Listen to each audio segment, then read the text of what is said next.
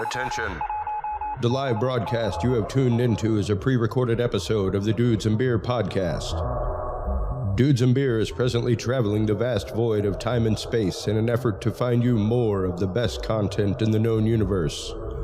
Enjoy the following transmission, and remember, if you can't be good at it.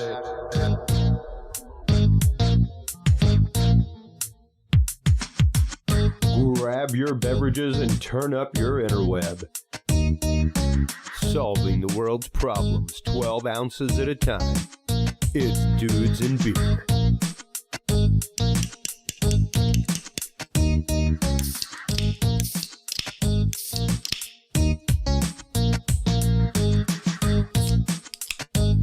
Well, hello everybody, and welcome to episode 339 of the Dudes and Beer podcast. What an incredible number. 3 is one of my power numbers in the world if you're into numerology, things like that, and 339 is just like an exponential of that. And I'm here to tell you folks, the guests tonight are exponentially amazing. I cannot wait to get into it. We are going to be featuring some great conversation tonight with the amazing Reverend Michael JS Carter.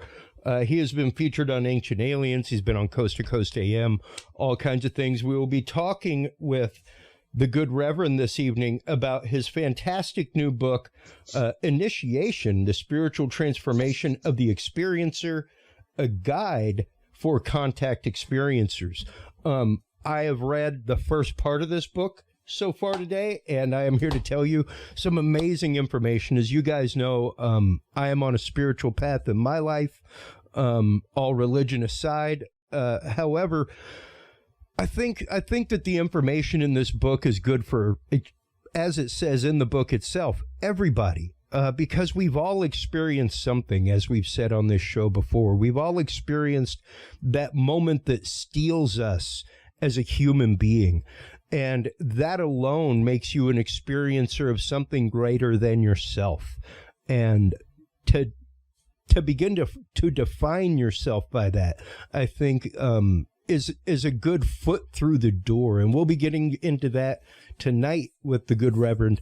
We will also be talking with Joshua Shapiro from CrystalSkullExplorers.com about my crystal skull, Amma, which I got from them, as well as my other crystal skull that always sits in the background here in the studio. We'll be talking about transmission of information from crystal skulls, as well as some information that was recently received and some information that Joshua is getting ready to put out in his new ebook. So 2 new books in this episode this evening. Please do make sure to stop on by Facebook, join the Curious Realm, formerly Dudes and Beer podcast. Please don't forget, we are rebranding come December, folks. We will be an all-new group, an all-new show. We will be the Curious Realm, a much more open title, much more open to our growth, to the path that we are on. So very, very excited about that. But also there at the Dudes and Beer group on Facebook is where you can find where we post all of the news of the week that we talk about here on the show, and a lot of what spurs the conversation and even the guest searches for this show. So right now, authorities race to contain a deadly Nipah virus outbreak in India. That out of CBS News. A 6-year-old girl dies at a Colorado amusement park. That from ABC News Go. NASA has confirmed that Perseverance Mars rover has gotten its first piece of Mars rock. That out of phys.org. Unfortunately, The Wire actor Michael K. Williams was found dead in his New York apartment. That is still developing news. An interstellar apocalypse could ride the Earth with the next solar storm. That coming out of Live Science. That's something that I've been wanting to get people on for a while about. And another one out of phys.org. Researchers reveal a novel metal where electrons flow with fluid-like dynamics. And that's just some of the news of the week. That's just some of the conversation going on over there at the Dudes and Beer group. Once again, we will be turning into the Curious Realm. Our call to action until then is literally just go Google Curious Realm. Just Google it. You don't have to visit the site. It's a page-for-page copy, everything except for episode posts of Dudes and Beer. So our knowledge vault, all of the PDFs that you love to read along with whenever we're talking about declassified technology, things like that, those are all available there. CuriousRealm.com. And I'll show you real quick live on screen what just the last month and a half since we officially announced Curious Realm and saying that we are rebranding and having the call to action over the last, I think it's been about 5 episodes now of us asking you simply to Google Curious Realm and have your family Google Curious Realm. Check this out, folks, right here. Let's just Google Curious Realm and see what happens. We have officially taken over the front page of Google. You can see here where our other competition formerly was. We had a Pinterest group called Curious Realm, and then a Realm 5 website, and then Psychology of Curiosity, things like that. We even Merriam-Webster. Look at that. We took over Merriam-Webster. That is the power of moving an audience right there, folks. That is the power that you hold over the algorithm whenever you search things. Simply by having, and that doesn't mean visits or anything like that. That's simply from people Googling our name. So thank you guys so very much. It is because of y'all's support always and continuously that we continue to rise to the top. Right now, on our way out the door is Dudes and Beer and becoming Curious Realm. We are actually actively up for a People's Choice Podcast Award in the news and politics category. And what an honor that would be to win such a prestigious award as we rebrand. The journey has been amazing with you guys. It's been fantastic. And I can't thank you enough. I can't thank all of you enough. So once again, thank you for always listening, for always being a part of the community. When we get back from these messages, we will be talking with the good Reverend Michael JS Carter about his new book, Initiation, The Spiritual Transformation of the Experiencer, a Guide for Contactees. Right after this. Well, let's stop on by True Hemp Science first. True Hemp Science is the home of some of the best CBD product out there, folks. I myself am an anxiety sufferer and was recommended CBD by my doctor as a supplemental to my medications. And that began my search as I traveled the country as an AV technician, going to dispensaries, things like that. And lo and behold, right here in my own backyard was the amazing Christopher Lynch. He's been on our show. He's been here. We need to get him back in the studio. He's a great guy. TrueHempScience.com is the website. They are home to some of the best darn CBD that you will ever get. Actual terpenes present in it, everything that you need medicinally from the hemp plant. They use a full spigeric process, which is alchemical. That means that they use the whole plant. They use every part of it. Full spectrum CBD products. Stop on by. Use the code DUDES7 to get 7% off your entire cart of $50 or more on the way out the door. You will also, with that code DUDES7, get two free edibles of 25 milligrams each, either cookies or brownies. Once again, that website is TrueHempScience.com. The code is DUDES7 that you want to use to save 7% off your entire cart, as well as get 2 free brownies or cookies. Our guest, Michael JS Carter, right after this message from Podcast Cadet.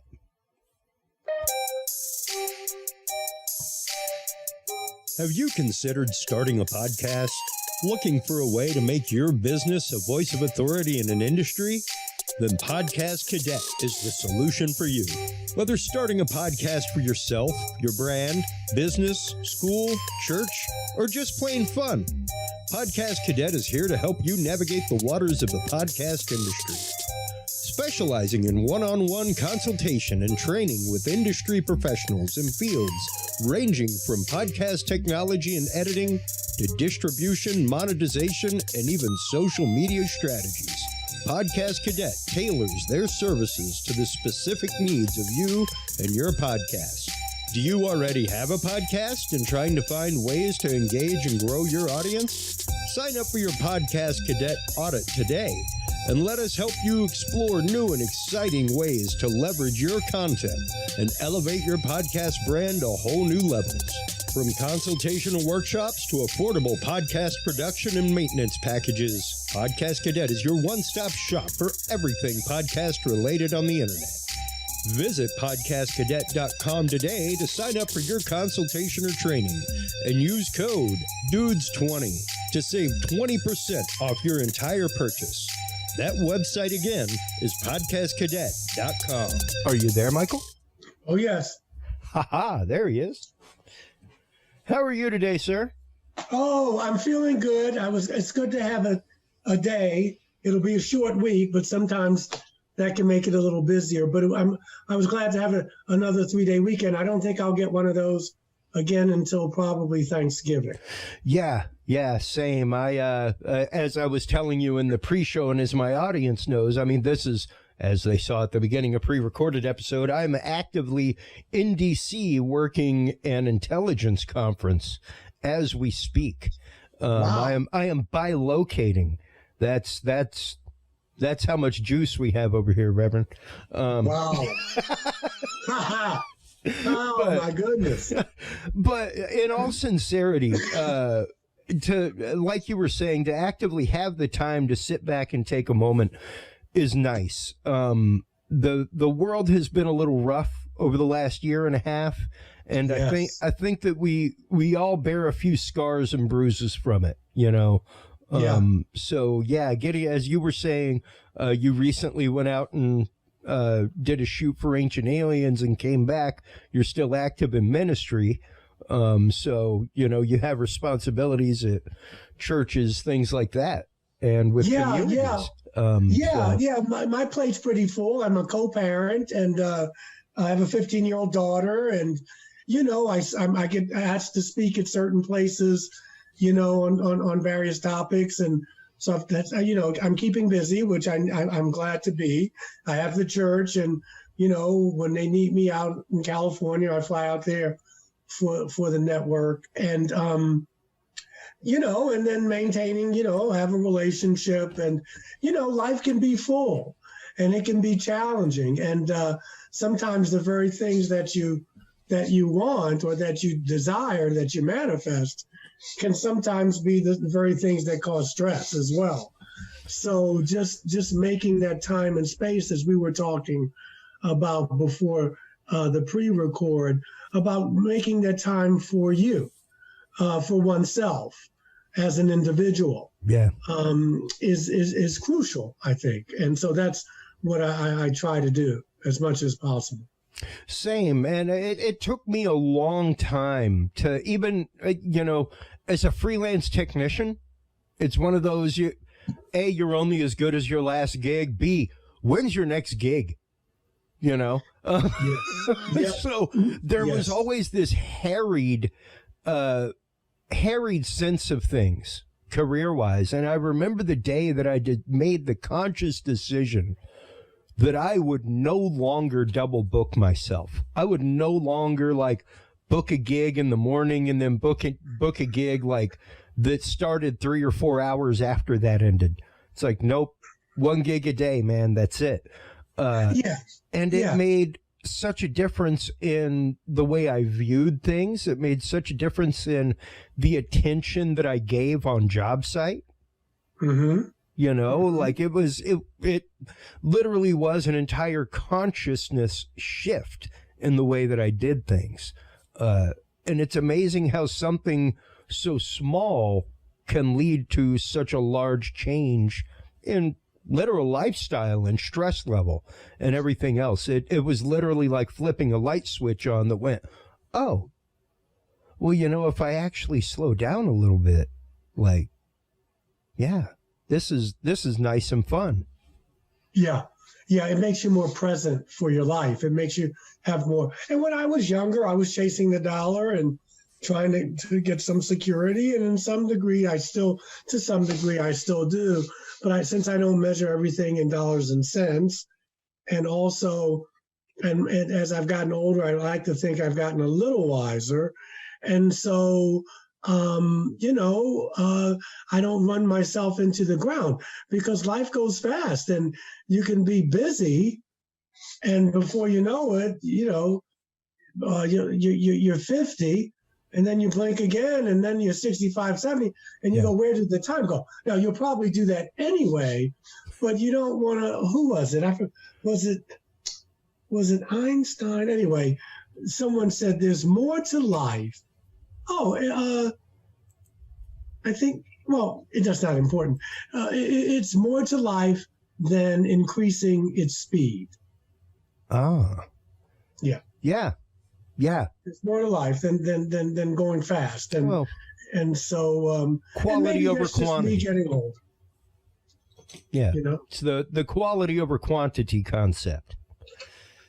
Exactly. And with that in mind, because one of the first things that you mentioned just a minute ago that we talk about regularly on this show with guests is the concept of manifestation and what you bring into or attract to your life. And granted, even a few of your books, most people with Reverend as the title before their name, Michael, would not necessarily be writing books along the topic line that you are. Yeah.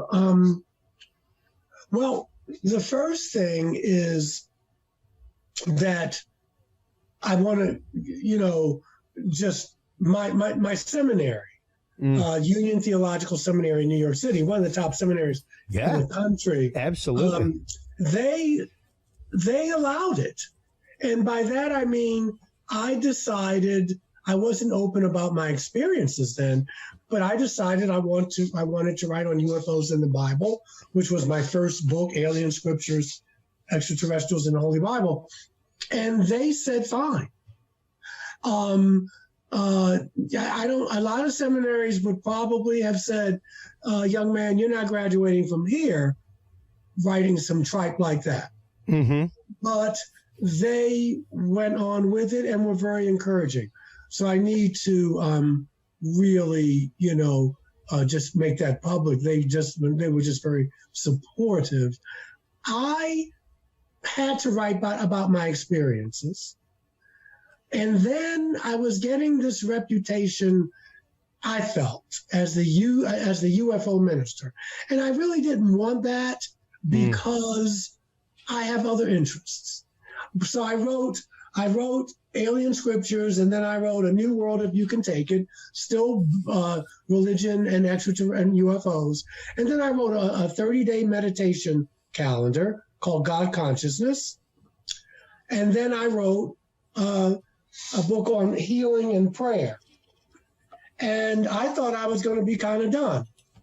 And I had some friends tell me, and some very talented psychics had told me, I see another book, Michael. And I kept saying, no, I got a lot on my plate, but I don't know whether it was auto-suggestion, but then last spring, early spring, I said, well, maybe I won't write a big book, but I'll write a book. And what was it going to be on? And then, it just came to my mind, why don't you write a book about experiencers from an experiencer? And, it's a handbook. I mean, it's not thick. It's War and Peace. It's not War and Peace. It's about 140 pages, but it's a lot of information crammed into that. I was thinking already about expanding it. I wanted to do a whole chapter on listening, the healing power of listening. Because that would go right along with this, because, you want to go and talk to people or someone who's trained, but even if you don't, what's healing for people is to be listened to I want my story to be listened to. I want my narrative to be significant, because for a lot of time in my life, I could pay attention to your story, but I couldn't pay attention to mine. And so this book helped me kind of get that out and, to manifest what I wanted to put out there. I did use the word manifest, and I'm a great believer in that we are magnets. And if you want more love in your life, then you've got to be more loving. If you want more forgiveness in your life, you have to be more forgiving. If you want to manifest certain material things in your life, then you've got to be clear about what it is you're looking for. You have to, whether it's a vision board or just picturing it in your mind, what you want, and following that intent. And so I think that's part of the spiritual journey. And some people are better at it than others, but I think it's crucial that time. And the only way you can do that is to be, not the only way, but it's just to spend time alone. All genuine spiritual paths talk about the importance of solitude. And because that way you can pay attention to yourself. You can hear the things that you didn't ordinarily hear because of the noise. Some of it's self-inflicted or self-imposed, and some of it just from the world at large. So, and this is whether you're a contactee or not. This is just a habit that can help one cultivate and navigate an inner life. Yeah. And,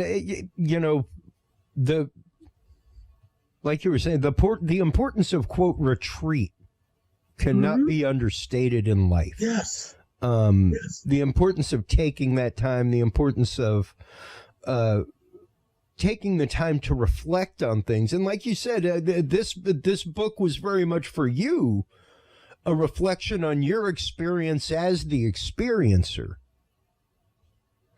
And yes, I didn't go into the details of things. I put in some events that happened to me. A friend of mine said, this is kind of like your coming out book, Mike. And in a way it is, because I never really, I mentioned my first contact experience in alien scriptures, and then I kind of left it at that. And I'm a different person now. And so I'm much more open about it. I don't bring it up to people unless it's brought up, sure.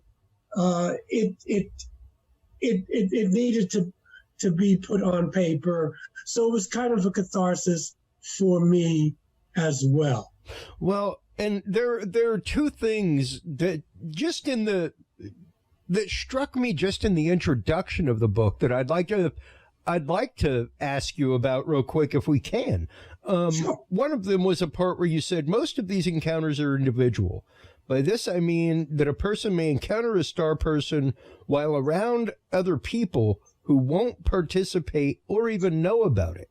For example, I was experiencer more than once as my partner was asleep in the same bed, but did not see anything or wake up. Now, that is a straight echo of the experience that I reflect to my audience all the time, of when I felt the presence of God and felt moved to enter the seminary and serve God, the universe, something larger than myself.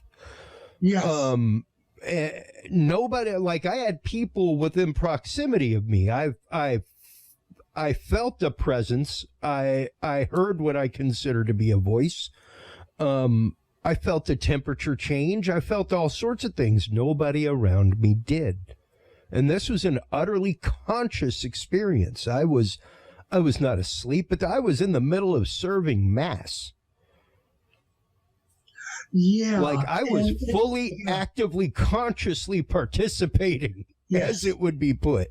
So, it was one of those moments that, once again, like I said in the beginning of the show, steeled me as a human being, and just changed me. And my call to leave the seminary was just as visceral. Yeah. Which is what threw me for a loop for years. It was like, how can the Johnny, thanks for playing, what are his parting gifts, be just as visceral as the invitation? And it was strange for me. So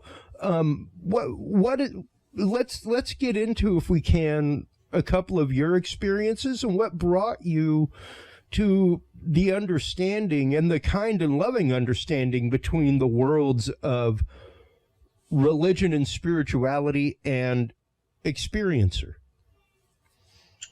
Well, when my mind, the way I'm wired in this life is I'm very much about one's inner life. Now, maybe that's a bleed through from another time, but I was always, at least to some degree, somewhat introspective.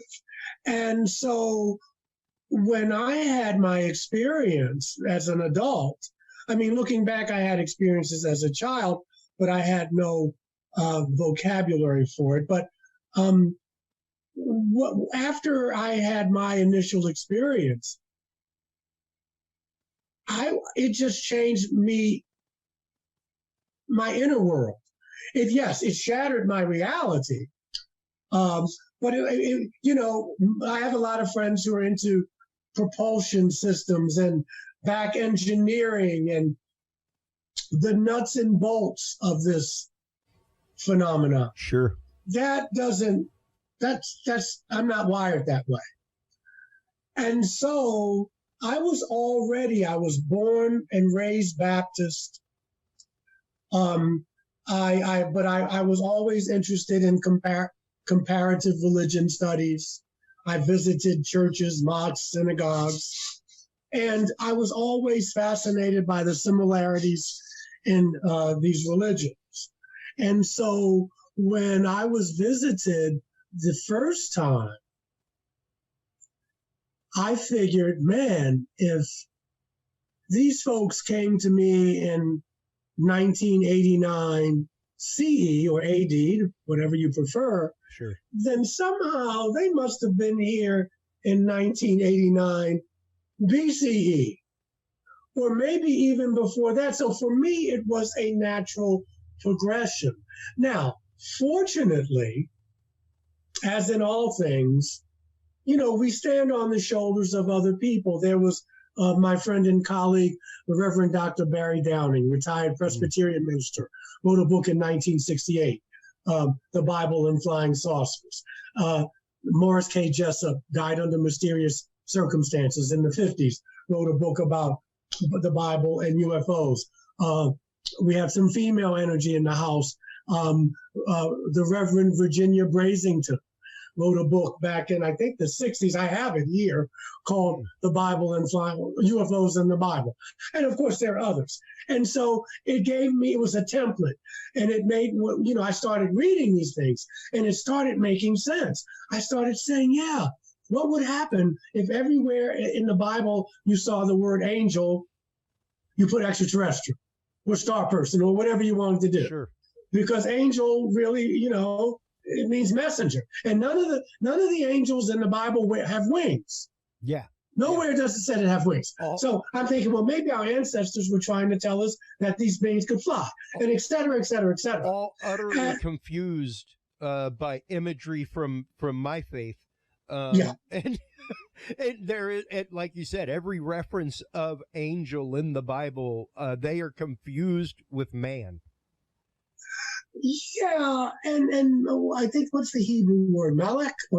Anyway, it means messenger. Yes. And then it got me going. And then I was having these experiences. And I was going deeper and deeper. I was buying books from and scriptures from other religions, and then going into Native American cosmology and to Buddhism and Hinduism. And they make room, as does Catholicism. Sure. They make room for other deities. They have their one main deity, but they make room. And I said, what if these beings were really extraterrestrial? And so that's how I got on the path. But I wouldn't talk about my experiences because it simply wasn't accepted. I remember telling a colleague of mine several years ago, I was in Boston for a meeting and with my denomination, which is Unitarian Universalist. And I mentioned to her, I took a chance. And she said, now, Michael, I remember she had a purple Jeep and we were in Boston and driving around. And she said, I believe you.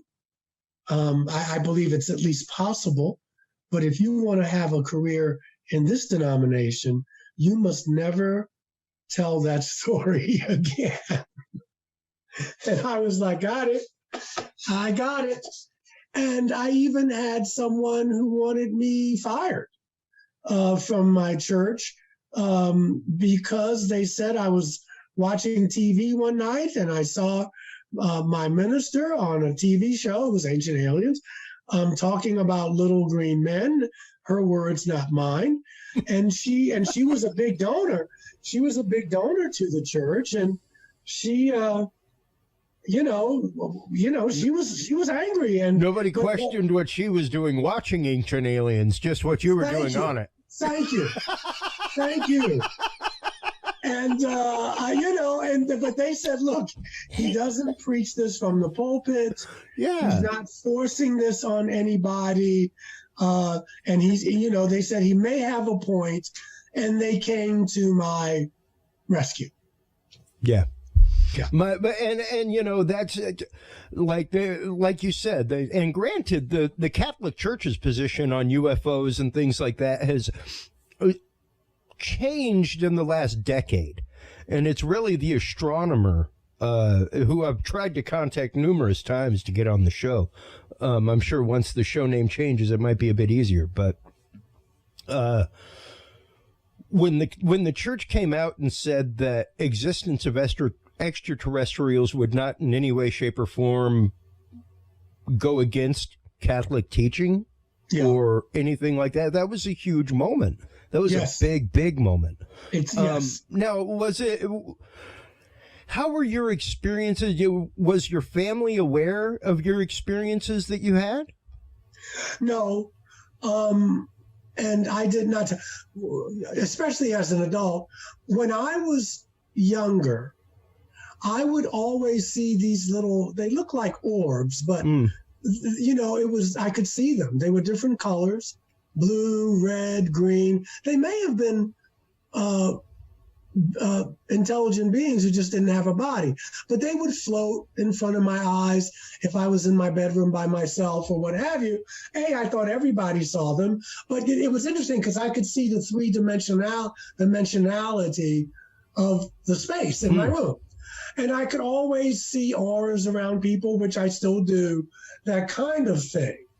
But I just never, and I would have these I would wake up with blood on my pillow occasionally. And I thought it was my ear was bleeding. I was like, what is going on?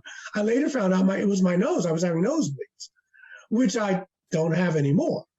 But it was just around a certain time in my life.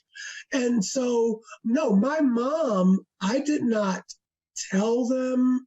And they knew because my books were coming out and that kind of thing.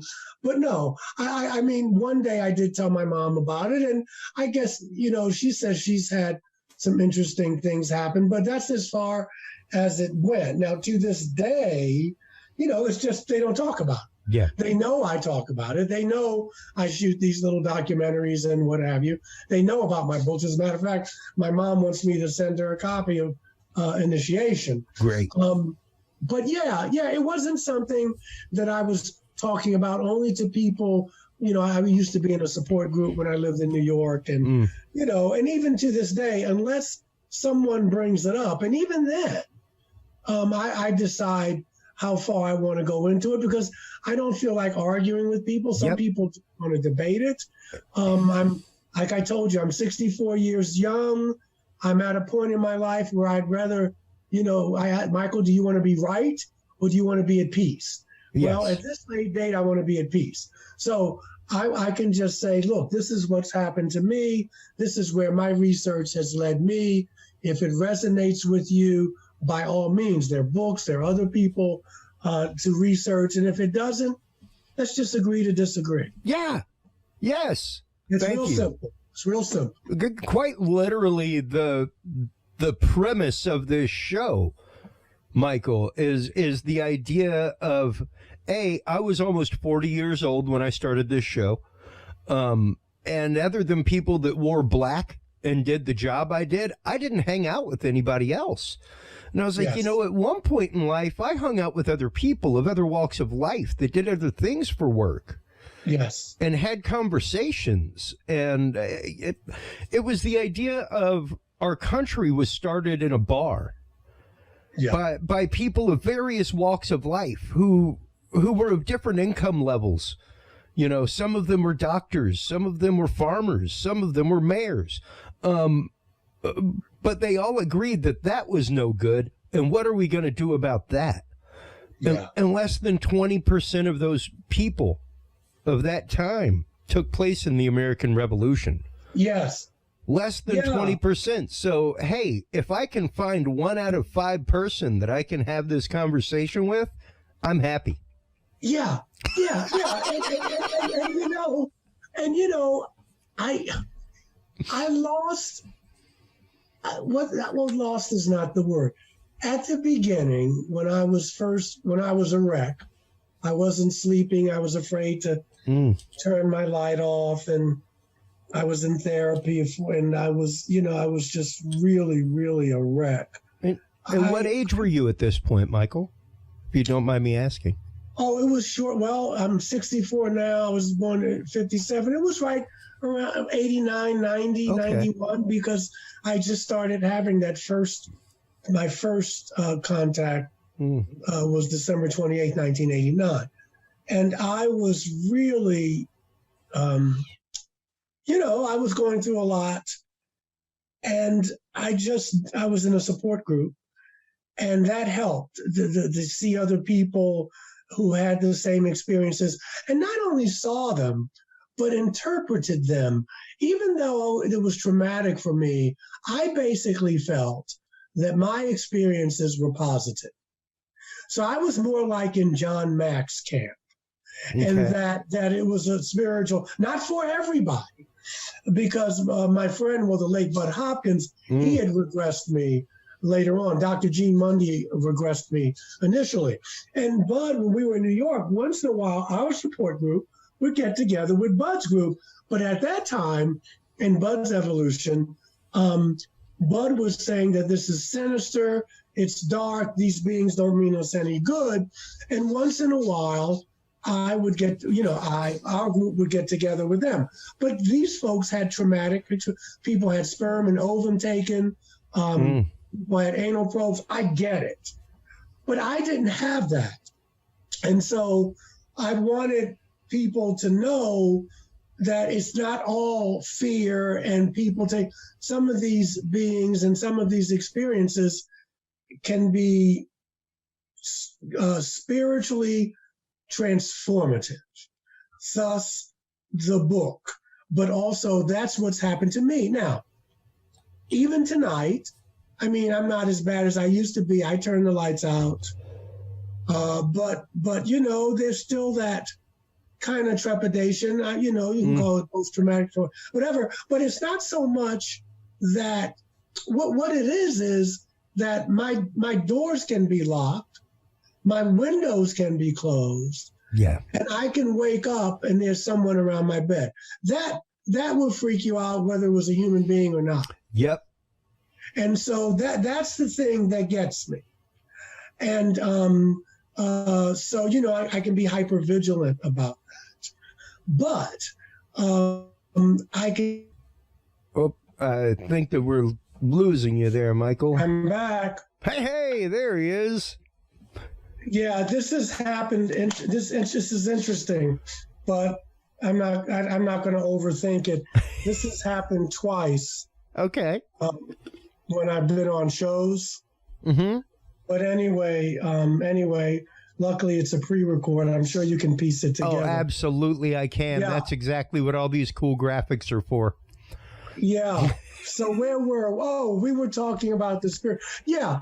Well, basically, what I was just saying is that aside from the trauma of just having that reality kind of shattered, that I it's been a good thing. It's expedited my spiritual growth, and it has changed. It's forever changed me.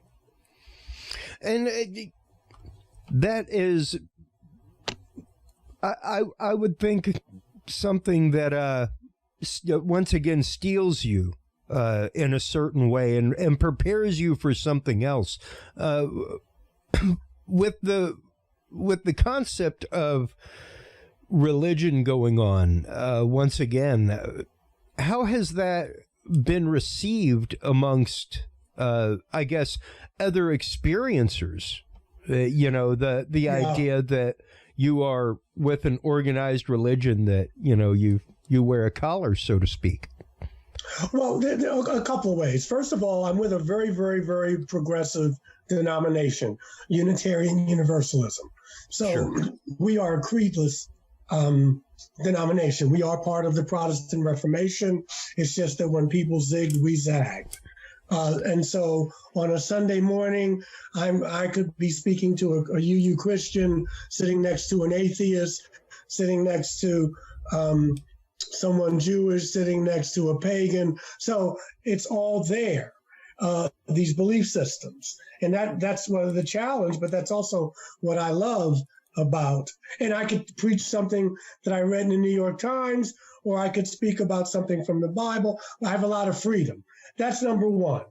Number two is that I find the conferences that I was attending before COVID, at the very beginning, not the Delta variant, but yeah. People were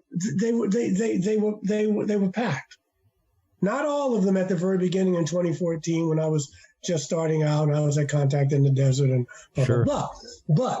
But people were fascinated because what they're looking for are some clues and answers where I can, not me, but I'm using the word I, how can I take some wisdom from these books or these wisdom teachings and apply them in a world that's seemingly gone crazy.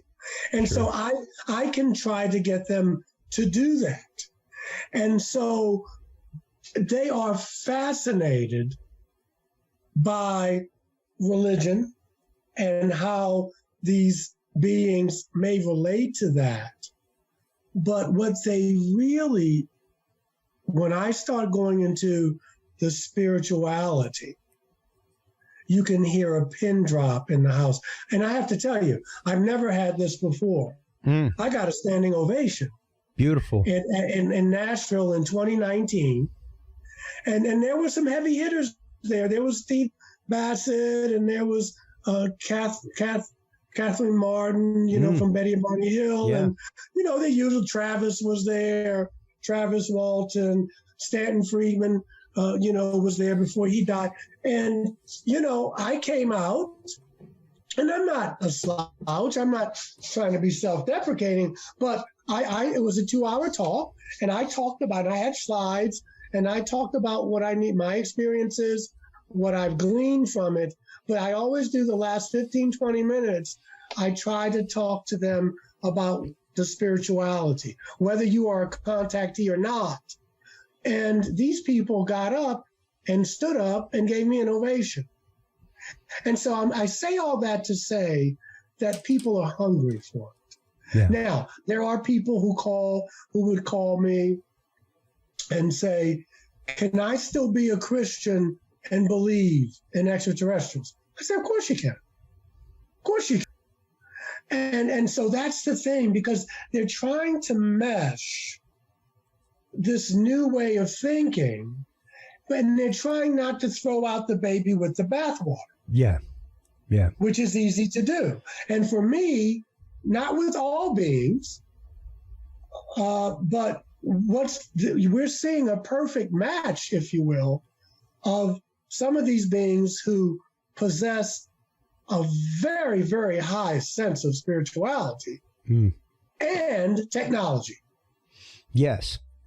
And you know, much like we said in our pre-show conversation, it's that, I think it's that that spiritual accountability, especially that any higher intelligence, things like that would definitely be evolved to, let's just say. Yes. That greater sense of you're just a pebble in a pond, but don't forget you're part of the pond. You can move the pond.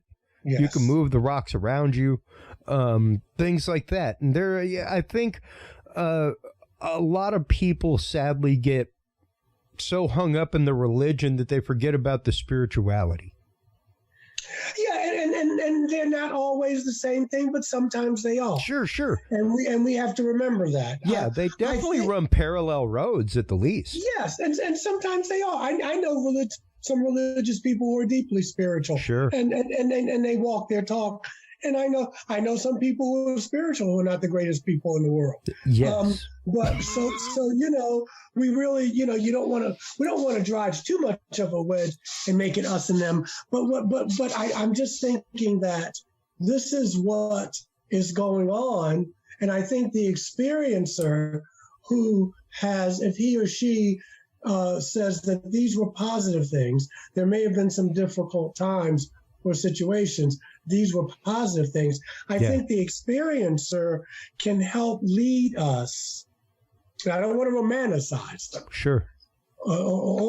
But because of those experiences, can lead us a little further forward in how we can evolve. And that's what I'm thinking now. And so, we're seeing it now. Sure. We're seeing, there's so many books out now by experiencers. These I've seen about 3 or 4. Yeah. Not including mine. And they're different. These experiences talking about their experience. And I think that even though the government has not been as transparent as perhaps one would like, because military people are starting to say, well, you know, we've seen these craft and what have you. Yeah. People don't chuckle so much when you come out and say, I thought I saw a craft, or maybe I saw one of the beings. You know what I'm saying? One of the things we have brought up on this show since the beginning of all that is, isn't it interesting now to hear the media using the term UFO denier? Okay, as though like it's as though now there is a shift in mentality amongst. Well, it's a shift in consciousness. Yeah. So it's really interesting to have seen that come about since Lou Elizondo brought things about, and really since this whole beginning toward the release of, and since the release of the documents that came out, the study that was demanded by Congress, you know, everything else, the 9-page document. So it's really been interesting to see that shift, and to see that it move toward acceptance. And the fact that even as somebody who's researched within the community for years and followed people like the Caroline Coreys and, you know, Linda Moulton Howes, people like yourself, along shows like Ancient Aliens, things like that. It's been interesting to see the number of books by people like Terry Lovelace, Aaron Montgomery, folks like that, Sev Talk, who are experiencers, who have been coming out and become very involved in this movement for disclosure. So it's been great. Yeah, and you know, see, I think we're already having disclosure. Oh, absolutely. Opening the conversation itself as a point of reality is disclosure. This is disclosure. I mean, I'm not waiting for my government to come out clean. Yeah. I'm not. You can keep waiting if that's what you're waiting for out there, folks. You could be very disappointed. Keep on waiting. But this is disclosure. Yeah. And it'll be gradual. But I'm at the point in my life where I don't really need a government or anybody to affirm something that I know is true. Yeah. Yeah. And so I don't get all bent out. I mean, if you have the energy, and that's the form of activism, because there's many ways to be an activist, and Lord knows there's enough problems and causes out here. Yeah. And if that's where your energy is, that's fine. But God bless them, because that's going to be a long haul. Yeah. I mean, the only time I believe that our government, and it could be other governments involved, I'm almost sure, but if they do come out and say that these beings exist, you can almost bet that they're going to be called an enemy, that they are a threat to national security. Yep. And they're not going to be dealt with as diplomats or ambassadors. We heard some of that talk at the beginning. Mm-hmm. Well, they're violating our airspace. Yeah. Who are they? We got to find out who they are. This is a national security. And the thing is, when the only tool you have is a hammer, everything looks like a nail. And I get it that military people, that's what they do. That's their job, for security. But these beings haven't done anything to us. Yeah. Warrant the fear mongering that we've seen and that we're going to see moving forward. Yeah. And I mean, just to bring it out to you folks, for those that may not realize that it's a thing, but I'm going to bring it up on screen right now, from Economist, talking about the UN secretive alien ambassador. We actively have, and just so you can see the search, there's more than one article talking about the new United States Office for Outer Space Affairs, things like that. Like, that is an office that actively exists amongst the United Nations. So this is obviously something, and that's from 2010. That's far before we ever said, see this stuff regularly.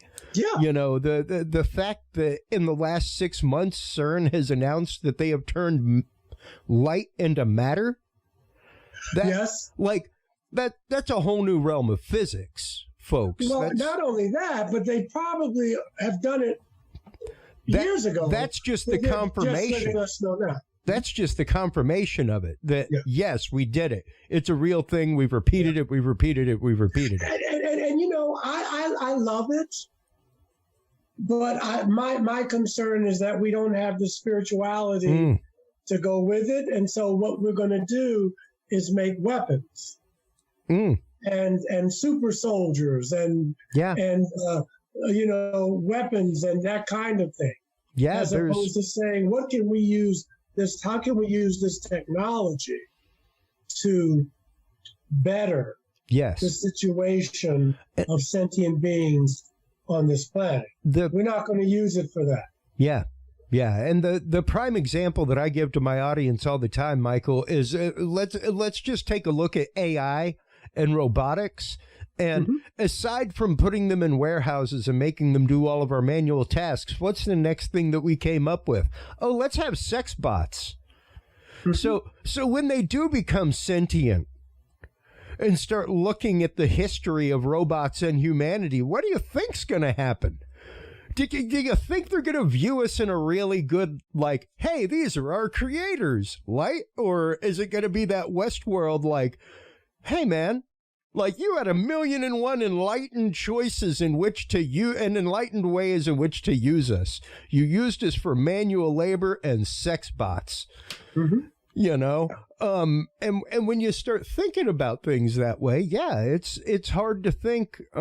Even the Lockheed Martin video that we play regularly on the show with our guest Mike Turber, where they're talking about a nuclear reactor that fits inside of something as large as a U-Haul truck, you know, and this is like first generation, but we can recreate this regularly. And, you know, don't get me wrong, it's going to be used for mankind. It'll be used in weapons, but you know, because that's what we do.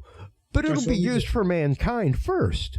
And that's what I've held about this whole UAP rollout and things like that on this show to be from the get-go, is that there is only one way that we are going to be able to explain the mass leap in technology that is about to come out. Eventually the technology will be available to the public, much like our phones and stuff like that, you know?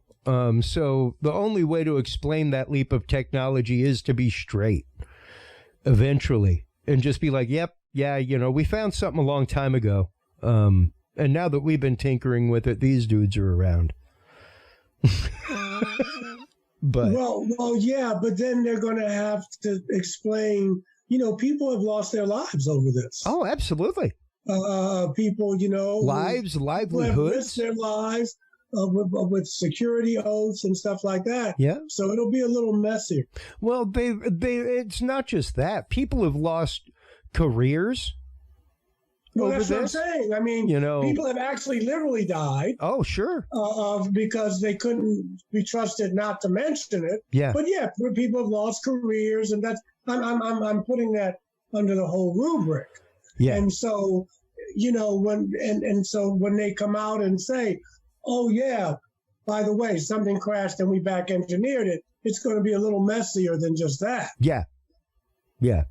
Yeah. But there's going to be a lot to answer for. Yes, precisely. And, you know, once again, I think that what we're seeing mostly on the videos and everything is more than likely our technology that has been made from that. And that's what we're going to come to find out. So it's going to be interesting, but it's going to be messy at the same time over the next many years. And if you don't have a spiritual center, if you don't have a way to be grounded, you'll be like a bottle in the ocean. Yep. See, Fox will tell you this. MSNBC will tell you that. This UFO investigator will say this. This politician will say that. And you'll be just thrown off balance. Yeah. And we're not just talking about everyday life with having a relationship, going to work, feeding your family. Yeah. And so... you know, you'll be like a little bottle tossed by the waves in an ocean. Yeah. And so you've got to find a way, whatever your spiritual or religious tradition is. Yep. Use that to cultivate that, because there are going to be some trying times. Yes. Ahead. Some trying and ultimately redefining times ahead. I think right now, just in the last year and a half, has been, and you can look at it in whatever Book of Revelations way you like, folks, but if you can't say that the last year and a half has not been a point of tribulation for humanity, boy howdy, I think you need to relook up the definition of the word tribulation. Because Book of Revelations or not, this has been, as we've said on this show numerous times, something that, like 9/11, not only shook the world, but impacted every single person in the world in some way, shape, or form. Whereas 9/11, you know, yeah, maybe you got to take your shoes off in an airport now, things like that. Maybe you didn't know somebody who died in the towers or joined the military because of it, something like that. With COVID, it's a different situation. This has been such a worldwide and such a far spread and for so long situation that now we all either know somebody that has had it, had a close call with it, had somebody that has passed from it, lost a job because of it, changed jobs because of it. Like, people's whole paradigms have been shifted because of this. Yes. And I think it really is what Art Bell used to refer to as the quickening. You know, there's this Tom and Jerry snowball down a hill effect going on with humanity right now that I think, you know, like you're saying, without a spiritual grounding, without one leg on the ground about things, people might get really, really carried, and we're seeing it. People get really, really carried away. Like there's no we might see it. We're seeing it.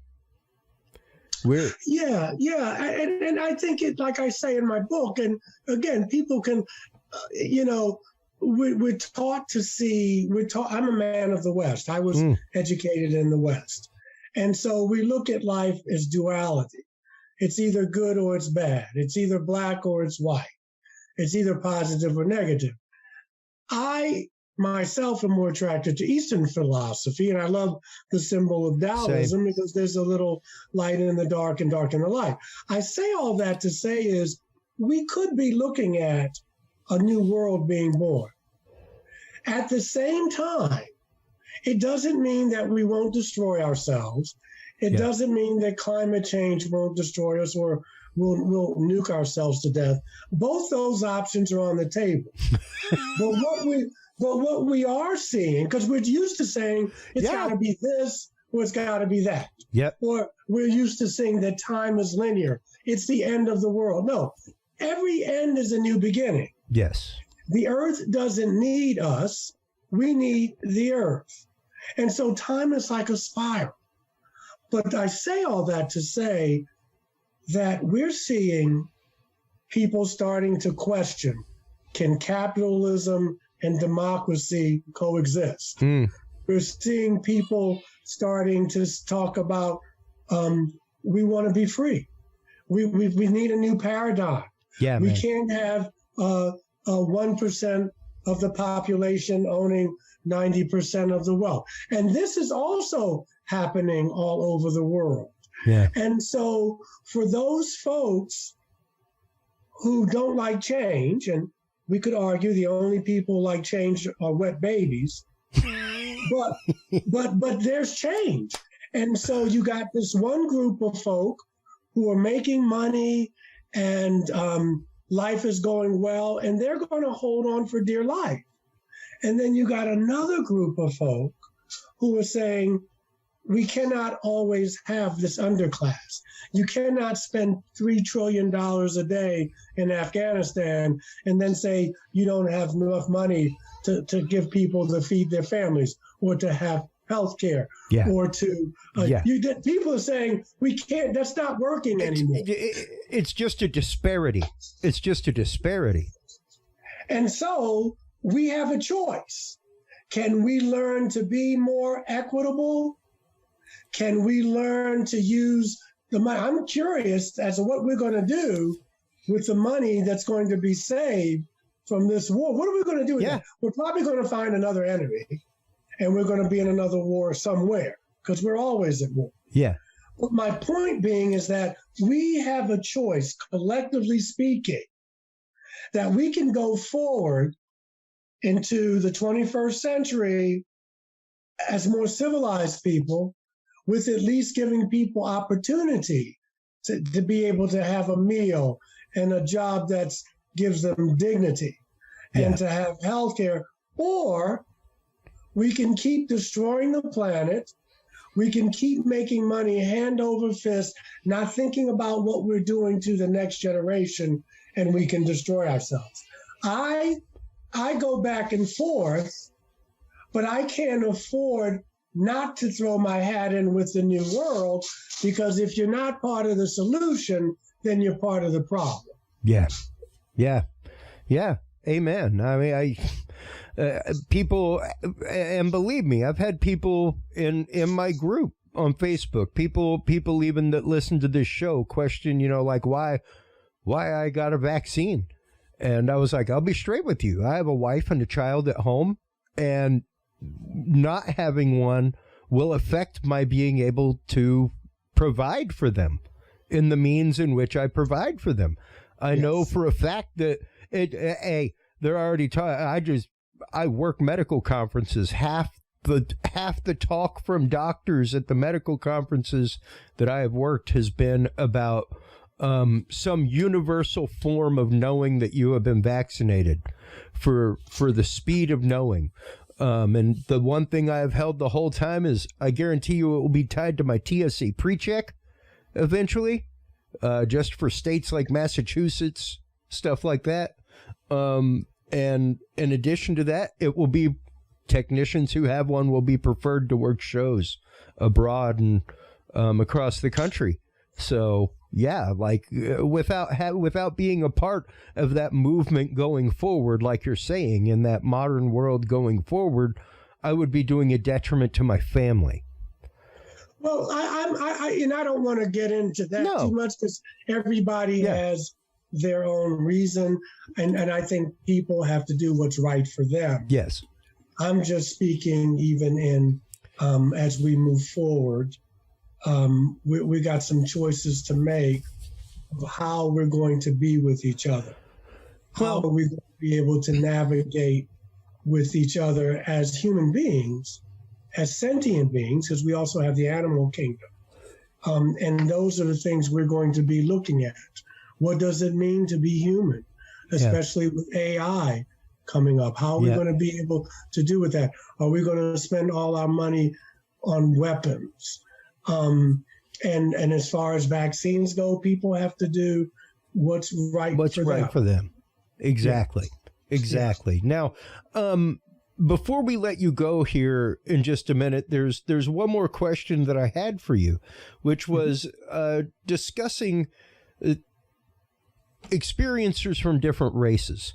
Because I think that you brought that up very shortly in here, and I think it's something that's you mean human beings who've sure okay. You say all ages, races, socioeconomic classes, they come from all demographics. Yes, and granted, yes, though the majority are white people, some are African American, and granted that demographic has even shifted in America now. As of all recent statistics, but how did that affect you, especially during the time in which you were processing your experiences and really kind of coming to terms with them and coming public with them? How did that play into that for you? Well, there's a stigma. But there's a stigma around healthcare. I mean, there's a stigma, and it's about mental health and what have you. I have good friends here, and I live in the Bible Belt, and they are white, and they get nervous when you bring up race in the UFO community. But that's changing. Now, how it affected me in the African-American community was that people see that's a white people thing. That's crazy. It's like worrying about the environment. Some people are saying, I'm not worried about the earth. I'm trying to worry about not getting shot by a cop or what have you. I'm worried about living every damn day. Yeah, I get that. But, and so I had to navigate that. And I still navigate it. However, by being on Ancient Aliens and being one of very few people of color that has had the opportunity, and other UFO shows, I get more fan email, more comments from people saying, boy, it's about time. I looked up, I heard a voice, I looked up and I saw you there, and I was so happy, And so that is shifting. At the conference I did in 2019 in Nashville, there was a woman of color, an out gay woman of color was the producer of that conference. I have a good friend named Alexis Brooks. She does many things, but she is a talk radio person, and she's a woman of color, and we need more, and there will be more. There's another guy, I forget his name. He used to be an anchor on CNN. He's a man of color, and he's a host. He hosts this paranormal show. It's paranormal, and I have not seen it. I have. Even Billy Carson. I've auditioned. Yeah, I've auditioned for Brother Carson. too. But see, it's just a few of us. Yeah. And so, I've auditioned for a television series not too long ago.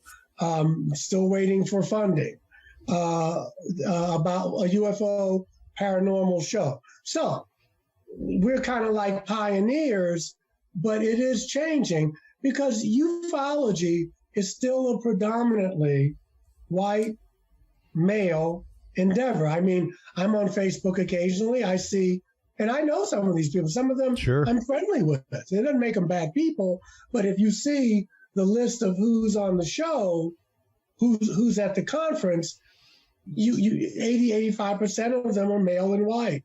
And that's got to start changing. But I think it will change. And it's just starting to change now. It's a great question, and I'm glad you brought it up. Well, I think it's a really important question because, it is. Like I'm Cajun in my upbringing, and, things like stuff like that, tales like Rougarou, all that kind of stuff, like, hey, that's part of our culture, Yes. So if you're out there and you're fishing in a pirogue at night and talking about, some critter that you saw crawling through the woods, it may not be such a strange thing to talk about. However, you get somebody from outside of the community to come in and start asking questions, and that's a totally different story. No, it is. And see, that's why I do this anti-racism work. I'm not, I started watching Star Trek maybe about 3.5, 4 years ago. Now, I haven't watched all of them. I've been hooked on Discovery, and I've been hooked on DS9. I bought them. And so I know DS9's my jam. Yeah. And I know some people who say, well, it's not Trekkie enough. But for me, it's the father-son story that does it. Well, it's kind of not white male anymore. Well, that too. But, and so people get kind of stuck on that. And but what I wanted to say is that I love the fact that, like Star Wars, you can go in they have a bar scene, and you've got all these races and species, and some of them are dating each other, and some of them are drinking alcohol, and some of them, I mean, that's the world I live in, and that's the world I want to continue to live in, because it's a diverse universe. The universe is teeming with life, and people look different. And we don't always have to fear that. But there's the thing that Jesus said to his disciples. He was trying to get a point across. He said, if I speak to you of earthly things and you don't understand, then how will you understand me when I speak to you of heavenly things? Yeah. Yeah. It's not going to happen.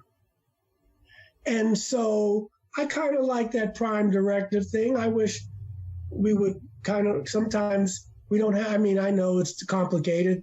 People have pipelines in their country and their resources and all that. Sure. But it would be nice sometime to use some part of the prime directive. Let people work out their own stuff. We don't have to always jump in and make people, But anyway, what do I know?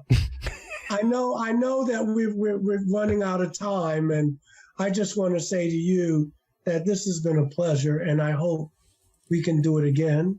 And again and again and again and again, Michael. I had thoroughly enjoyed our pre-show conversation as well as this recording. It's been beautiful, brother. And I just didn't want to get into the mask thing, but look, I got my shots. I got my shots. Hey. My daughter has shots. And I had to do it. If I didn't have a child, or if I didn't have these other responsibilities, I don't know if I would have been so quick to get it. Yep. But I also want to respect that people have a right to decide what you put in your body without being coerced. Yep. Without being, but I had to get a shot. I have a church, and they made it very clear. You got a church. You have a career as a guest on shows like Ancient Aliens. I got it. That's the rule. Now, I take care of myself. I take a lot of vitamins and herbs and what have you. But and I also had some anaphylactic allergies, which is one of the reasons I didn't want to get my shot. And again, it's a whole different topic, and maybe we can talk about it. But I just want to say to brothers and sisters who didn't get it for whatever reason, I stand by that. I support you because you get the right to choose. I made my choice, but I'm not down on you or you're selfish and you're just, no. It's got to be a deeper conversation than that. That if you don't get a shot, you're selfish, and I got a shot, and I'm not selfish. But it's more complicated than we'll ever know.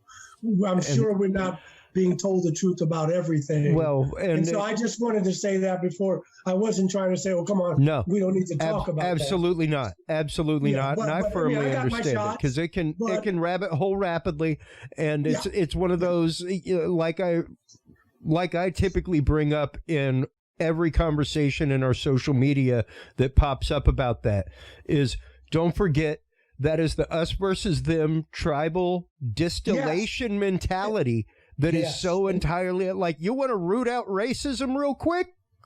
Let's get rid of a tribal us versus them mentality. Because it doesn't just exist here in the United States. It exists globally. Well, I mean, but even with the choices that we make going forward as human beings, and these are things we're going to have to wrestle with. Yeah. But if it's my body, do I not, or do I have the right to refuse? Now, I have to face the consequences that come with that. Because, you use the word accountability a lot, which I agree with, and responsibility. Yeah. But, and listen, if I knew the answer, we'd have the Nobel Peace Prize.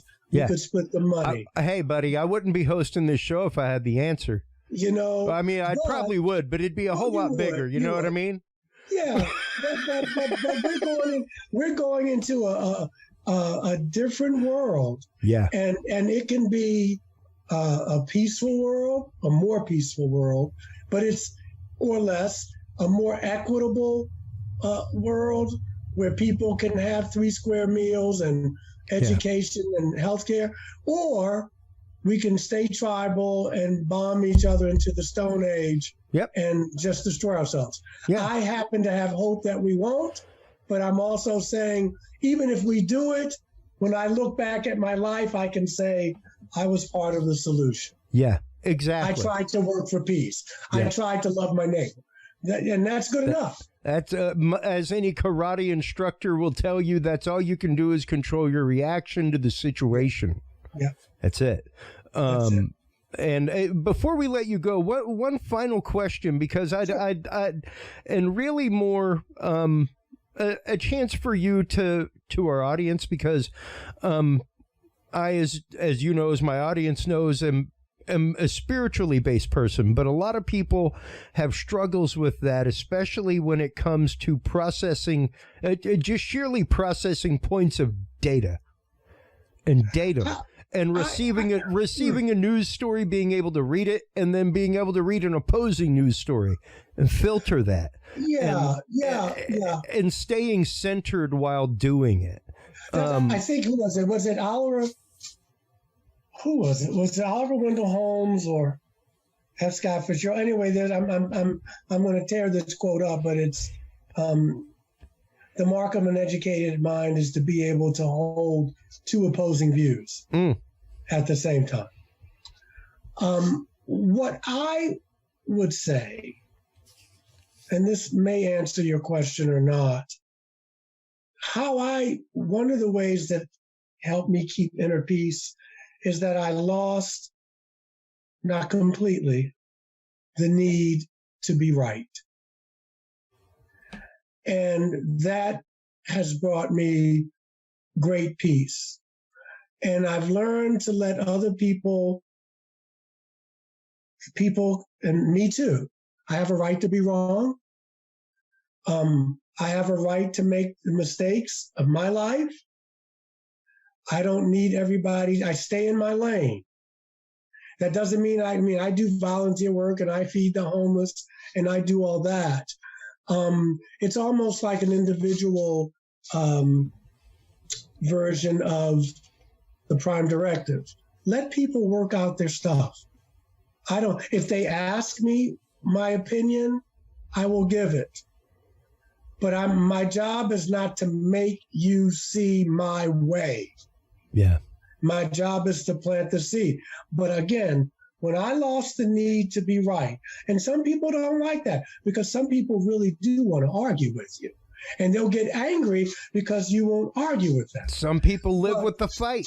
They live for the fight. Right. But once I got that I'm saying A and you're saying B, and I'll say, okay.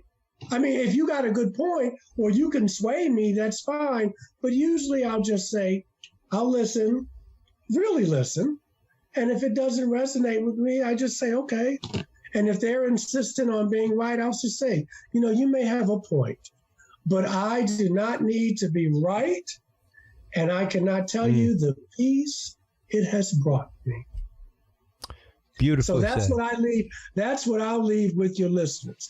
And that it's okay to listen to two opposing views. Yeah. You don't have to answer it right away. You may need to think about it, but you have to be able to field opposing views and be okay with that, and not always have to be right and prove it to you or make you see my point. Yep. Yeah. Yeah. And that's just it. It really is that live and let live mentality that, and I think we've lost some of that as a society. And I really wish that we could ever return to that. There's a reason why, despite people voting different ways on a ballot, they're no longer having Thanksgiving or Christmas together as a family.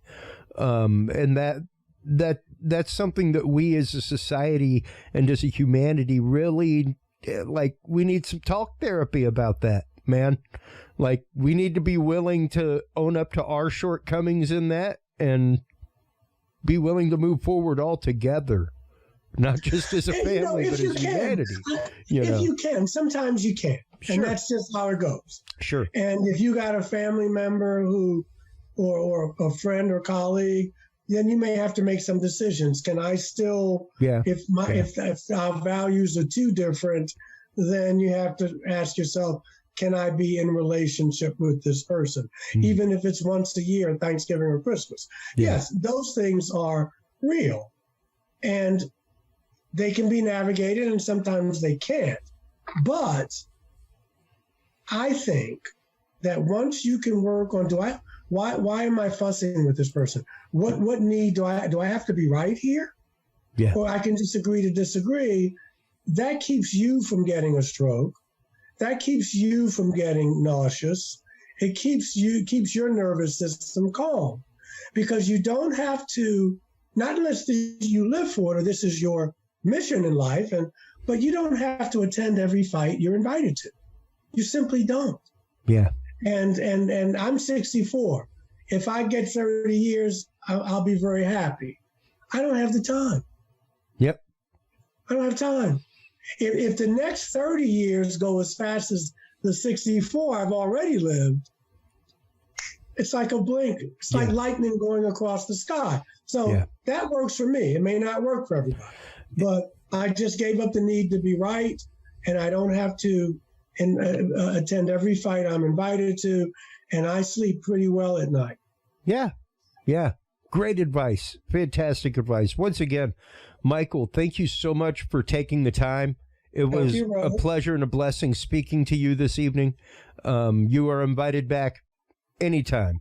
Let me know, brother. I'll be right there. I was gonna say, don't be surprised if I just tag you with an email every once in a while, because I am moved by something that I see in the news or something that it's good to have that person that you can go to be able to talk about things like this and really break it apart. I'm here. I'm all for that, brother. Wherever I want to build a bridge. And that's what I'm about. That's just it. Well, please do hold the line while we close things out. Okay.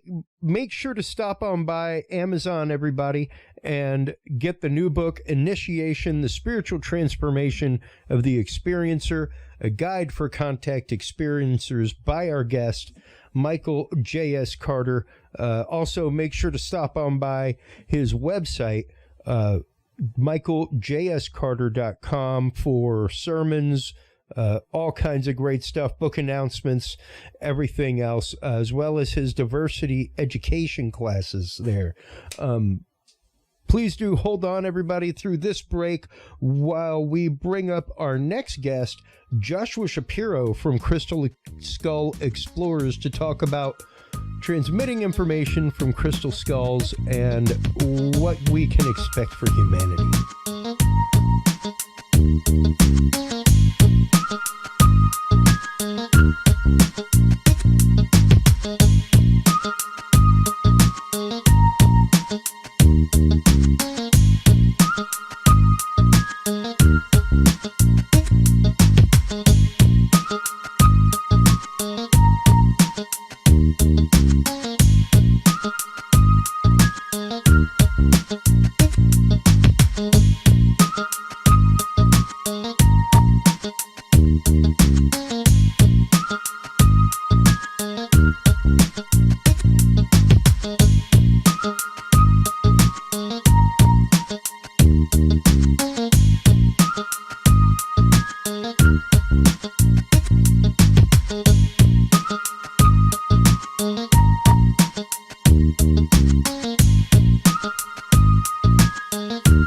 Welcome back, everybody. This section of the program, we will be talking to Joshua Shapiro, author of Journeys of the Crystal Skull Explorers, and also the gentleman from whom I got Amma, which is my crystal skull. It is an exact copy of their Geronimo skull that they have, and it sits here in the studio with me all the time, right here in front of me while I work, along with Josar, my other crystal skull. So I'm a huge crystal user, crystal believer, and what was funny is just before I had Joshua on last time, I had ordered my crystal skull to be carved and everything else, and not from him, from somebody else. And then we got to talking, and after the show I was like, I got to get one of your skulls, like, charged up from Geronimo. So welcome back to the show, Joshua. How have you been doing? Well, I don't remember exactly when our last show was, because I have had so many interviews. Oh, yeah. But yeah. I'm assuming it was a few months ago. Oh, yeah. It was a while back. Right. So things are going good. We're selling a lot more of those Geronimos, by the way. Nice.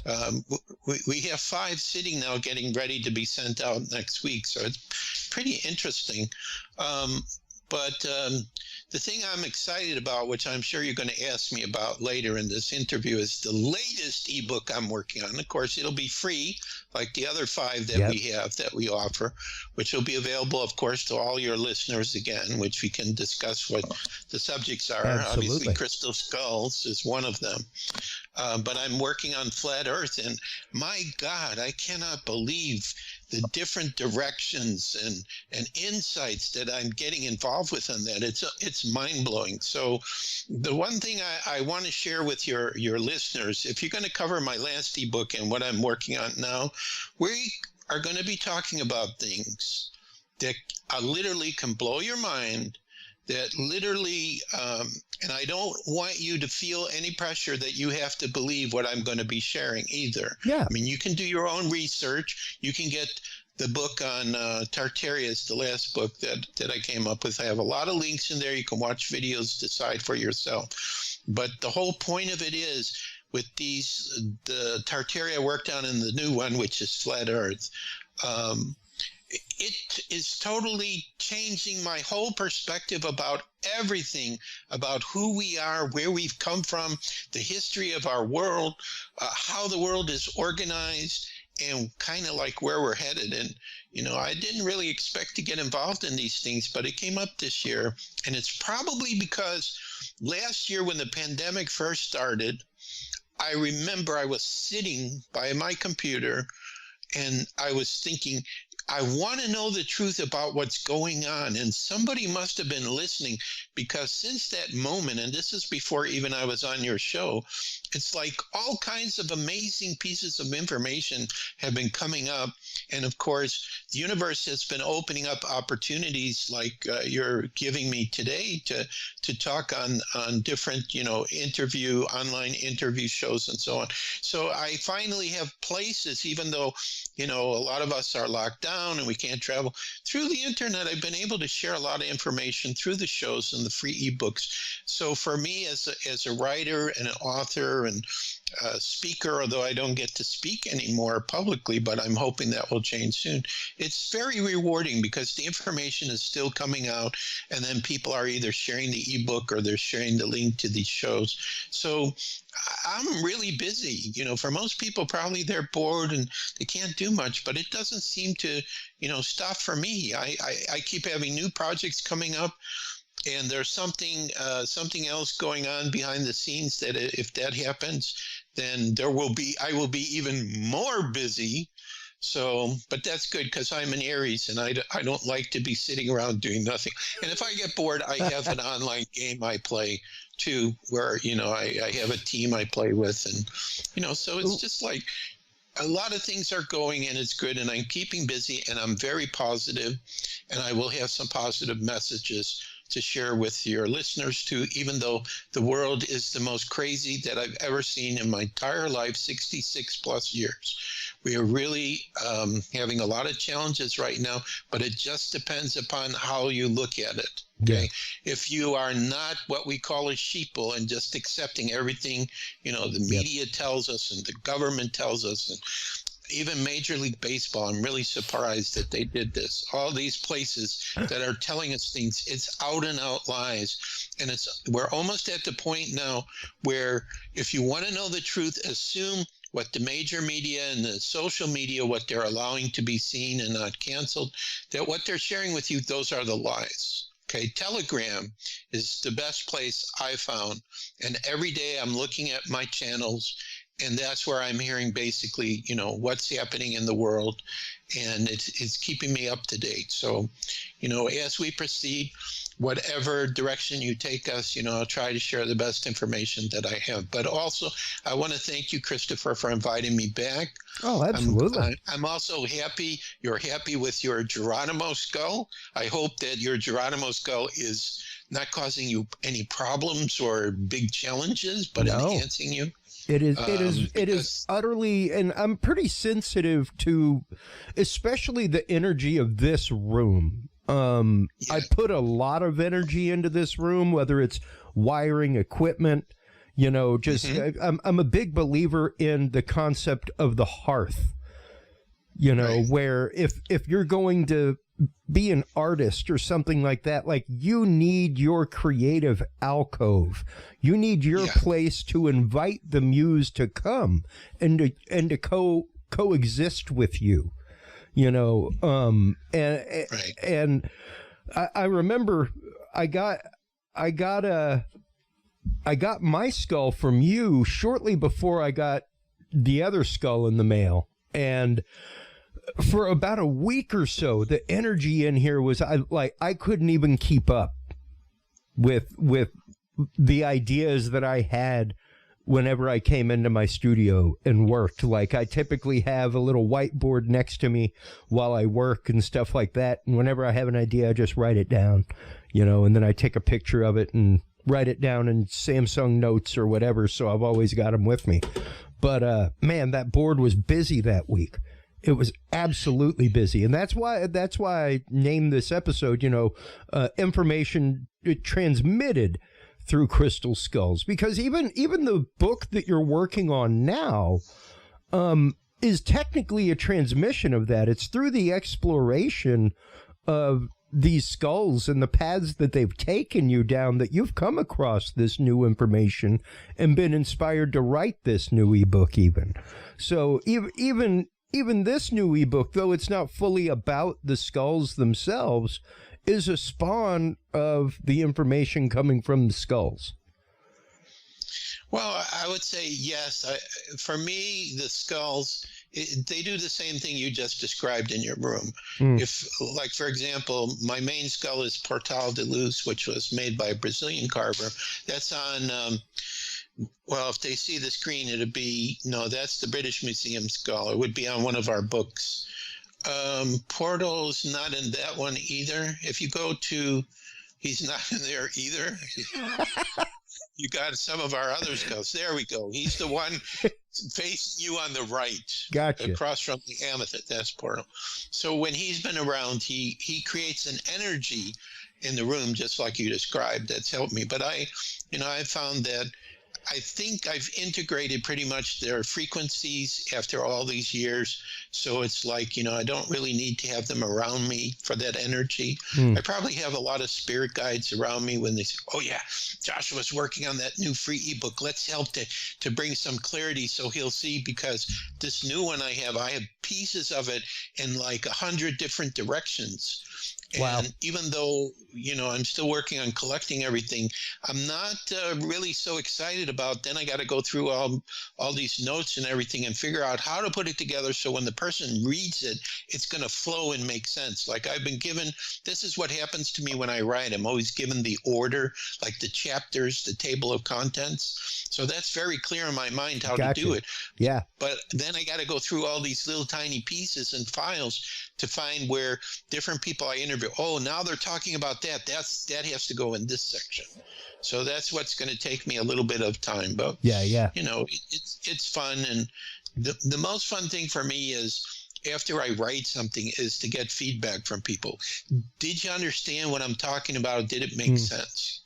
So whether it's on crystal skulls or these other world mysteries or crazy things I'm doing, I just go with my flow, and being a typical Aries, I got to have something new that gets me excited. So well, and it's interesting because our guest just before you was Michael JS Carter, who's been on numerous shows talking about past civilizations, things like that.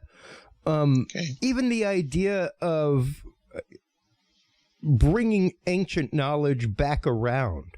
Like you were saying, what's getting ready to happen is not something that hadn't happened before. Yeah. And we need to be aware of that. We need to be ready for that. And we need to be open-minded enough for that to be the case. Right. And that's part of the prophecies too, that the ancient wisdom and knowledge would return. When it returns, it helps us to create a harmonious and peaceful planet, which I absolutely know is definitely in the works and happening. That's why we're going through all of this, both the light and the dark, the truth and the lies. It's all coming out. If a person has eyes to see, they will. I mean, some of the things going on, especially around, I don't know if I'm allowed to say this, the COVID or the pandemic. Sure. It doesn't make any sense. It keeps changing. And it seems like, somebody just wants to keep extending that till forever. And that the whole thing is about the vaccines right now. Everything that happened is up to this point. So, the only thing I can tell people is on Telegram, I hear from a lot of people who have taken that. And I'm just begging you, if you don't have to do it, if you can avoid it at all costs, don't take it. Just wait. See what happens. But if you have to, I'm praying that these med beds they're talking about, which are supposed to be coming out, which is possibly why Trump said you won't need a hospital anymore. That's what a lot of people feel he was alluding to, that will be able to help. Or when this beautiful golden peaceful age comes, we'll have direct contact. I call them the galactics. I just interviewed Gene Decode, and he liked that way of talking about extraterrestrials. So he asked me if he could use it. It's not my word, but this is how, when I think about them, I just feel like they're galactics, Yeah. So, they'll have some remedies, probably natural remedies or via energy. Everything is vibration and energy. Yeah. So that can be reversed. So this is what I'm praying for, is that all this stuff comes out and the truth comes out. Yeah. And we start living together as the one family of humanity, and then we can deal with our cousins, the galactics, and they're going to bring to us all kinds of amazing things. And the world as we know it is going to be paradise, which we actually had, if you ask me about this, only 200 years ago.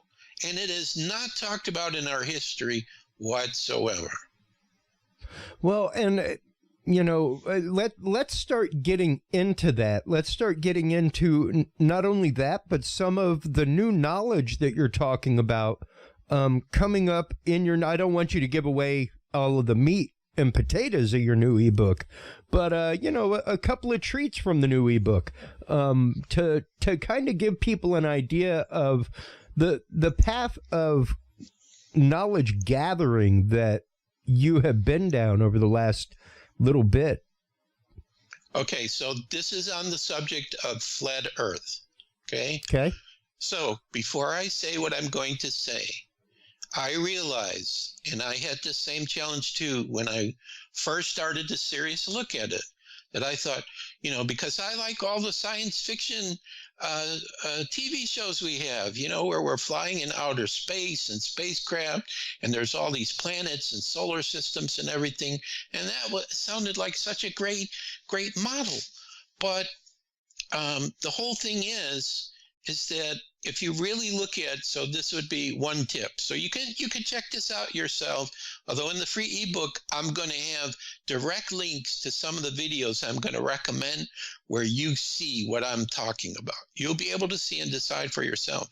They have pictures of planet Earth through NASA. Okay, NASA, I think, was formed in 1959.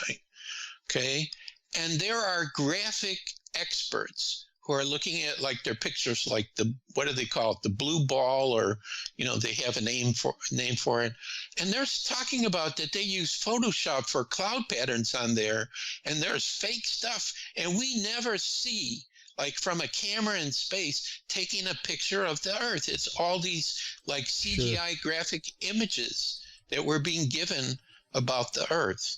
Now, here's one thing that a person could actually do to see if we are on a flat Earth. Now, flat Earth is defined as we live on a circular flat disk, okay? The North Pole is the center of our world. It's not at the north part, it's at the center. And the outer circle is a wall of ice, a tall wall of ice. So here's one of the things I came across that was very interesting related to the ice in Antarctica. So in other words, Antarctica is not at the southernmost part of our globe, because we're not on a globe, we're on a flat circular disk. Antarctica is at the edge of the known Earth. The total circumference is all Antarctica. Now, it's very interesting related to Antarctica that when they created this treaty in 1959, they made it so no one could claim Antarctica, no countries could claim it. And there are videos that show if you tried to take a boat and sail there since 1959, or if you try to fly over there, there are kind of like military or Navy units that will intercept you before you get there, and they will turn you away if they don't arrest you, because they do not want you to see what's going on in Antarctica. So one of the videos that I saw, which I will reference in the free ebook, that I put this link on my Facebook page. So that's another key for your listeners. If you go to my Facebook page, I'm starting to put, like very interesting things that I'm finding. So this is kind of what I'm going to talk to you about. So if you say, well, this blue ice found in Antarctica that doesn't work like other ice, okay, so there's a video on my Facebook page, and they can't, the thing about it is with the blue ice, what they were talking about is very light, but like if you try to damage it or whatever, it's a very strong substance. And if you take it out of the cold temperatures in Antarctica, it will evaporate. It will not melt like normal ice. It will just evaporate. So if they're going to do any research or test on this blue ice, and they're finding it within the normal ice that we're accustomed to, okay? It's inside of there. So this was one thing that came up in my research that was interesting. Okay, another thing connected to Antarctica, which I think is very interesting, is I was speaking to Corey Kell. He is kind of advisor, co-author for this ebook. He's the flat earth researcher that I've had many conversations with, and I've interviewed him, and I will make available both the video interview and the transcription, which he's looking at right now to make sure I understood everything he said, because I had to kind of interpret it. So Corey was talking about, I don't know if this was actually published in a book. It's called The Iron Republic. Now, the Iron Republic is, yes, that one just went today. That was really cool. And that picture you're showing of Starforts, that's connected to Tartaria. Coming back to what I'm talking about, the Iron Republic initially was like a diary written by this man who owned this boat, who found an opening in Antarctica, and he went past Antarctica. And after sailing in unknown territory that's not charted anywhere, in other words, lands and seas and everything, they came to a land, and the people there said, we're called the Iron Republic. Now, of course, none of us have ever heard of such a thing. And these people seem to be a very peaceful people, fairly advanced. Their culture was quite different, although they look like us, and they were very familiar with our world, but we had not heard of their world. And there were a few other explorers who, I guess, also found this opening in Antarctica, and they went there. And this place was not cold. You know, it was kind of a normal climate like we have here in the United States. And it was very strange. So I found the Iron Republic, and again, I will put a link to this. I downloaded the PDF of it from the Florida magazine, which published this serial in 1902. It was very amazing. Now, I see Admiral Byrd's name on the page that you're showing. Yep. And that's him. And Admiral Byrd also said, no, he talked about the hollow earth. I'm not sure how the hollow earth directly connects with the flat earth, because there are different scenarios of our planet. But he made a comment that he traveled thousands of miles beyond the poles.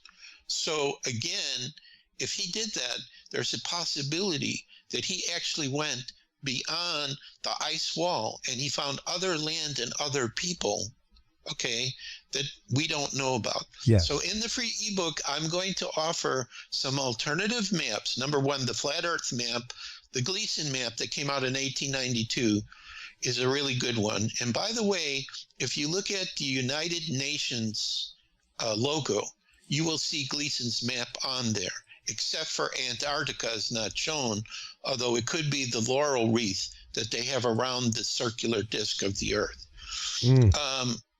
So let me think if there's one other thing I want to talk about that I found interesting. Okay, so here's how you can verify that the Earth is flat and not round. Very simple experiment. You need to have a camera that has a pretty good zoom. So This is what I will tell you.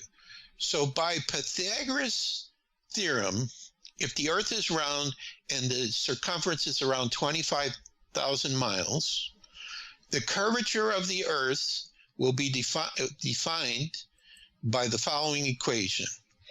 8 inches times the number of miles you travel away squared. Okay, this is the formula.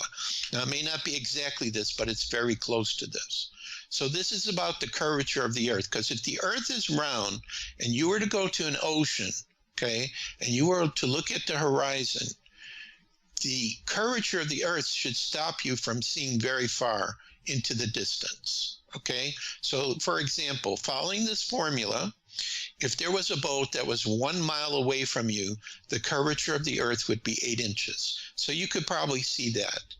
But if that boat was 30 miles away, okay, it would be impossible to see it based on the curvature of the Earth, because the curvature would be 8 times 30 squared, which is 900.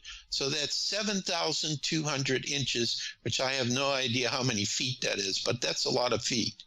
But what's not happening is if you take this powerful camera and you zoom in on a boat that's 30 miles away, you will be able to see it because the Earth is flat. That's a simple test that anyone can do, okay? And there's so many examples of this scenario. Now, it doesn't stop there. What about a balloon from an amateur? Okay, so let's say they'll say, well, you know, you have to be really far up on the Earth to see the curvature. So there's been amateur balloons that have been able to go 120,000 feet up into the sky, which is about, what did I figure out? About 24 miles up into the sky is 120,000 feet. Airplanes go 35 to 40,000, so that's about 7 or 8 miles into the sky. But what happens is when they put a camera on there and they start looking at the horizon in 360 degrees, the Earth is flat. There is no curvature. If the balloon is that high up, it should see the curvature.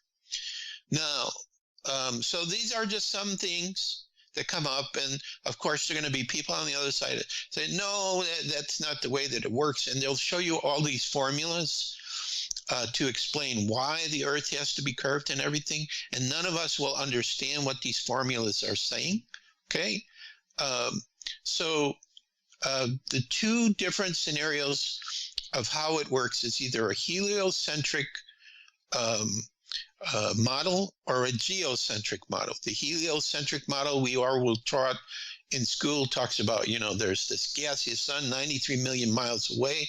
It's like 500 times the size of the Earth or more. Yep. I don't remember. And we're orbiting that sun, and our Earth is also rotating at 1,000 miles an hour. Now let's talk about that. If the Earth was rotating 1,000 miles an hour, okay, then how come none of us feel any motion? Okay, so this is another thing they bring up. Nobody feels any motion from this, you know. We feel stable, like, you know, you and I are sitting in our room. The world's not vibrating and moving like crazy. But here's the thing to think about if it was rotating. So let's say you have a plane that's flying in the sky, and it's going 600 miles an hour, which is usually the passenger, right? But the Earth is rotating at 1,000 miles an hour. Okay, so why doesn't the plane have to wait for the Earth to rotate in one direction? In one direction, you'll be going with the Earth, so you'll be able to arrive at your place, which I think is heading towards the east. I think the Earth goes from east to west, but I'm not sure. But it rotates in one direction. I believe it's from east to west. So if your plane is moving towards the east, then it's going to go with the movement of the Earth and you'll get there. But if you're going in the other direction against the rotation, you literally would have to wait for the Earth to rotate, which could be like 17 hours, 18 hours, 20 hours, until it rotates, because you won't be going fast enough to intercept the speed that the Earth is moving at. So I don't know if that makes sense or not, but it made a lot of sense to me. Another thing is, if the Earth is rotating, and I'm probably going to do a really bad job on the pronunciation of this word, Coleus effect, I think it's called. The Coleus effect is that if the world is rotating, you have to compensate for that rotational movement, okay? And if you talk to an airplane pilot and say, you know, we have this effect, when you're flying your plane, do you have to do something different in order to compensate? No, we don't do anything. And that's not including asking the pilots, when you're in the plane and you're flying above the Earth, do you see the curvature of the Earth, or is it flat? And some pilots will tell you it's flat. As a matter of fact, I saw on a video, and I don't know if I'll have that document to show in the ebook, where for the airline pilots, it actually says in their manual, the Earth is a flat surface, non-rotating, so that the pilots know they do not have to do anything extra when they're flying their plane. Now, some people might also say, well, you know, I go on a plane and I look out the glass window and it looks like, you know, the surface is curved. Well, what again has been told, and again, all these things I'm talking about, yeah, there it is. So I think I pronounced it correctly. Thank you for bringing it up, Christopher. You're welcome. So, you know, these are just logical things to look at, to think about, you know, and it doesn't even go into the more advanced aspects of the Earth, Like, and I'm not going to explain this. I'm just going to say it, but it will be fully explained in the ebook.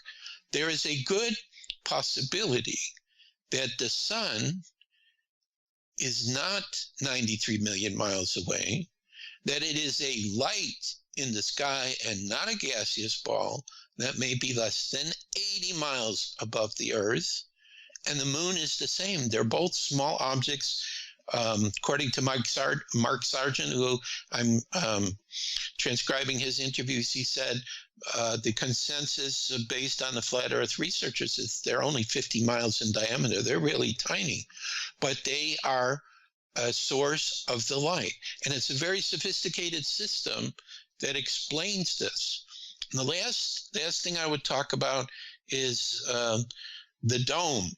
Okay, they're saying that there is a dome that covers the Earth. That's kind of what you're showing. They call it, some people say the dome is called the firmament. Some people say the sky is the firmament. But this is kind of a quick overview of what we're talking about with flat Earth. And that I think I remember, I have to research it. You're the first person I'm sharing what I'm hearing about. So I'm not an expert on any of this, but I think they said Project Fishbowl, which was in the 60s, they were firing nuclear weapons up at the dome, and they could not penetrate it. It is impenetrable, which means that no one can leave this planet. That would explain the massive number of aerial nuclear tests that were done. Yes. Which they stopped when they found out, like, strontium-90 was just raining across the Earth and getting into children's milk and stuff like that. Right. So they learned that they can't. And I'm trying to remember, there's this one guy I'm talking to on Facebook, Georgie, who says the dome is an electromagnetic plasma vortex. That's what he called it. Now, plasma seems to be connected to a lot of aspects of our Earth, and we hear plasma in many science fiction shows. Like every time I watch Star Trek, whichever version I watch, they're saying, well, the plasma manifold blew up and it's not working, or we're venting plasma. But I never really thought about, well, what is this plasma? So the only way I can describe it is I'm told plasma is the how do I say it? The state of it's above gases. It's a fourth state of matter. Fourth state of matter. That's right, Christopher. That's the way. It's the fourth state of matter. It's above gases. When it cools down, it will become a gas. Just like when gas cools down, it becomes a liquid, and so on. And right, I see you're showing all these different layers of the atmosphere, as well as their temperatures there. Which, if you notice right there in the thermosphere, is where aurora show up, which is plasma. Right. So yeah, the Earth is electromagnetic in nature, and it's very balanced. Yep. And what's been happening is, like with 5G and all our technologies, they're trying to unbalance that. And because it's balanced, like insects and animals, their lives get thrown out of sync because the electromagnetic field of our planet gets thrown. So they talk about this dome, which the Bible may refer to as the firmament. But here's the other clue. It says in the firmament there are the waters above and the waters below. So apparently below the dome, and possibly below the stars in the sky, which could be held within the dome. Some of those stars, especially the pole star, which never moves, by the way. It is directly over where the North Pole is in the flat Earth, which is at the center of everything. Okay, so essentially the flat Earth model is saying that we live on a flat circular disk. It is not moving. The sun and the moon are little tiny lights in the sky that are above us, which are probably plasma. I saw a video by a person named R. Foster done in 1965. I think he was a professor, but he was also a scientist. And he told ABC Australia The moon is plasma, and we will never land on it. So if that's correct, that means everything NASA has shown us about landing on the moon and the whole thing, they staged the whole thing. They staged the whole thing. And the other thing that doesn't make any sense, if you look at video from the moon, is you can't see stars in the sky. You see the Earth in the sky, but you don't really see stars when they're on the moon. And who filmed when they landed on the moon the first time, the lander lifted off from the moon? Who was left there to videotape that and do that? We didn't have technology that could automatically look at, this lander leaving the moon surface. So the only thing that I'm trying to present, excuse me, by this is there could be a totally different perspective about how our planet works and our Earth. Yeah. And that in the next free ebook, I am going to present beyond what I'm talking about. I'm going to go through like things to do with the sun, with the moon. Gravity also doesn't work the way that we've been taught. All these things. I'll talk about what we are taught, and then I'll compare it to the flat Earth model. And everybody just decides for themselves if it makes sense or not. But the whole key to this is that if they're teaching us lies in school, they're telling us lies from the government, they're telling us lies in the media, they're creating shows and movies to convince us that these lies are true. What else are they not telling us the truth about? And there's a lot of people who say that the major challenge that's going to happen for most people is that when they learn the true history of our planet, the true nature of our planet, that in truth we are divine children of God, our souls is a piece of Creator. When all this comes out, the spiritual information, the cosmic information, the information related to other advanced races, these galactics, as I like to call them, when all of these things start coming out, a lot of people are going to have great difficulty with it. And so that's why I think people like you and I, Christopher, and many others who are on their own spiritual path or feel like they're light workers, that's why we're here now, is to help ease people into these other possibilities, which could literally be the truth. So before I started the book, I wasn't sure what to do about flat Earth. I mean, I've heard about flat Earth for a long time. And Mark Sargent, who was one of the first to come out and do like podcasts about flat Earth, he said in the beginning, and this is another thing that I think is a clue to it. In the beginning, when they came out, they got support. They were not canceled. They were promoted from like 2015, 2017. There wasn't a problem. But if you go on like YouTube or you go on Google, which are two main, like search engines to find information or videos, the only thing that comes up is denials why the flat Earth is impossible, is explanations how, none of this is true, and they're laughing at it, or they're highly critical of the individuals who have come out. I know Eric Dubé, who is considered one of the experts that I had a brief contact with. YouTube has shut down. He claims YouTube has shut down everything that he put up. He had, hundreds of thousands of people following his information. So, we're in cancel culture right now.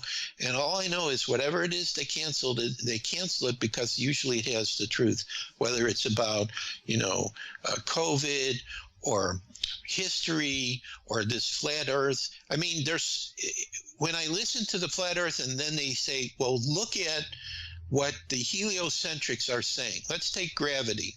This will be my last example. Sure. And I think we should move on to something else because I think people get the idea.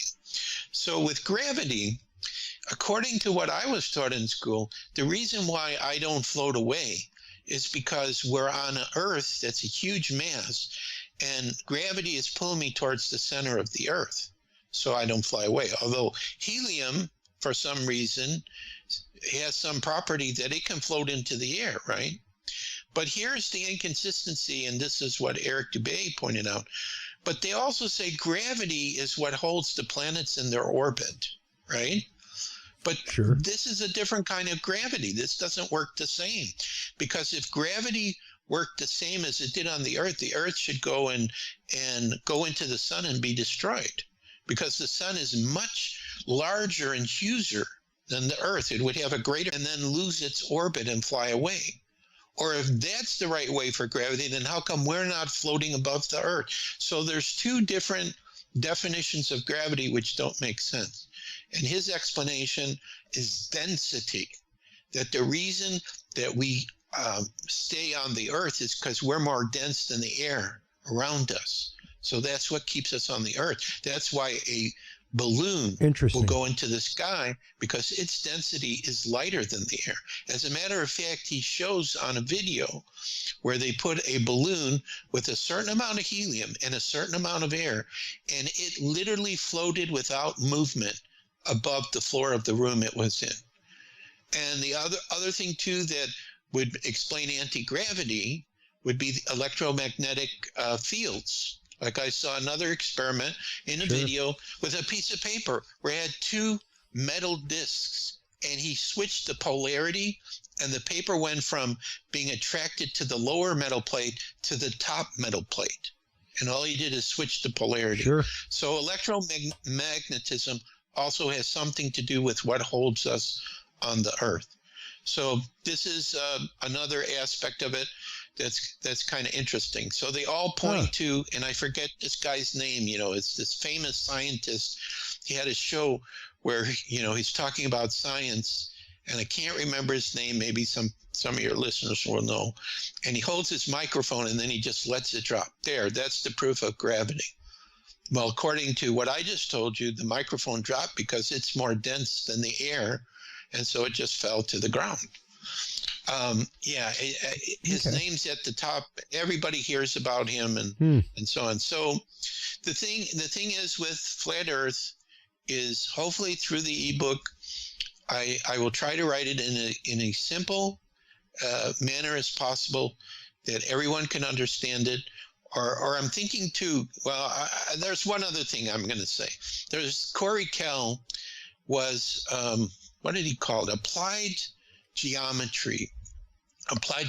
They used that in the military.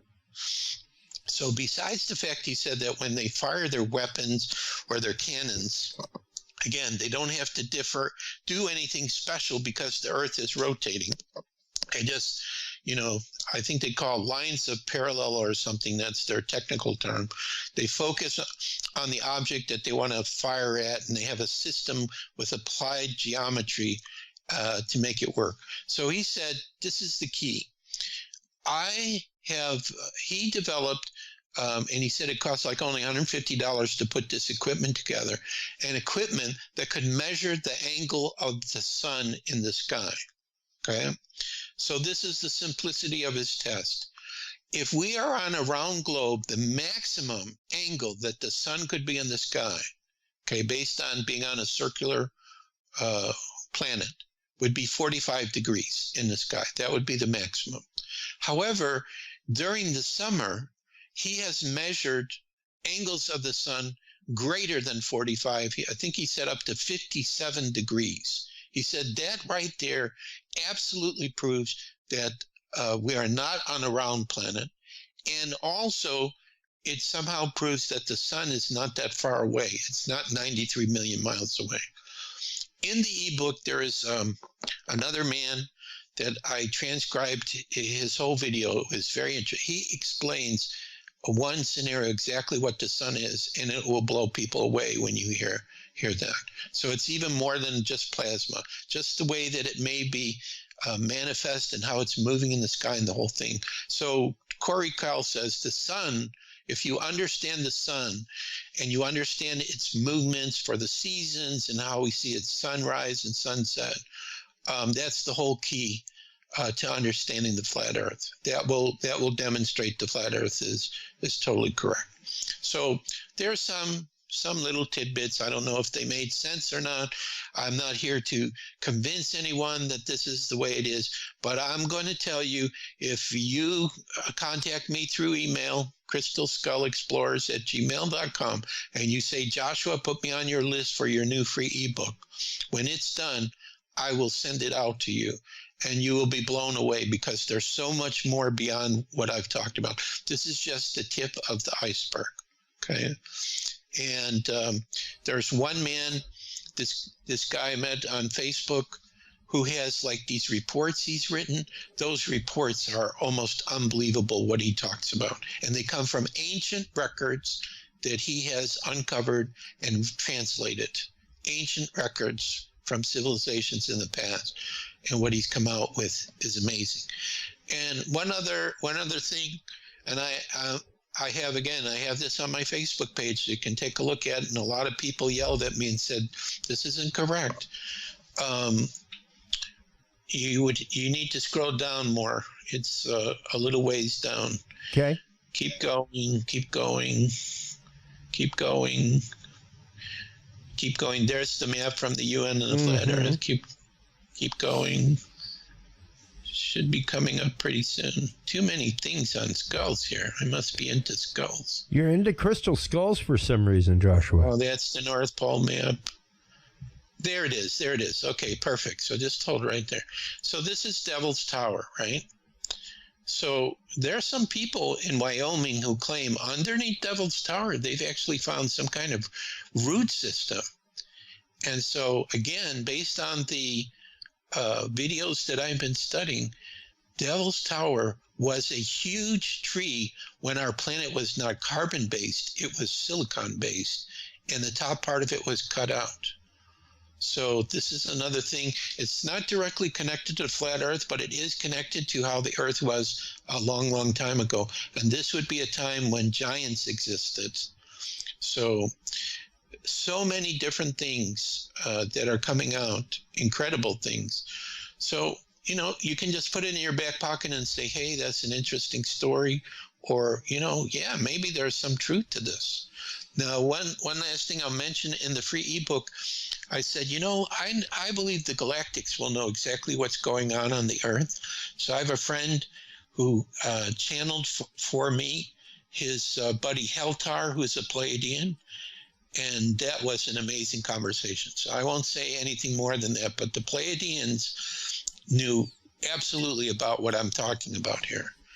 So if you want to see what they had to say about it, that'll be in the free ebook as well. I've tried to put in there everything I can possibly think of.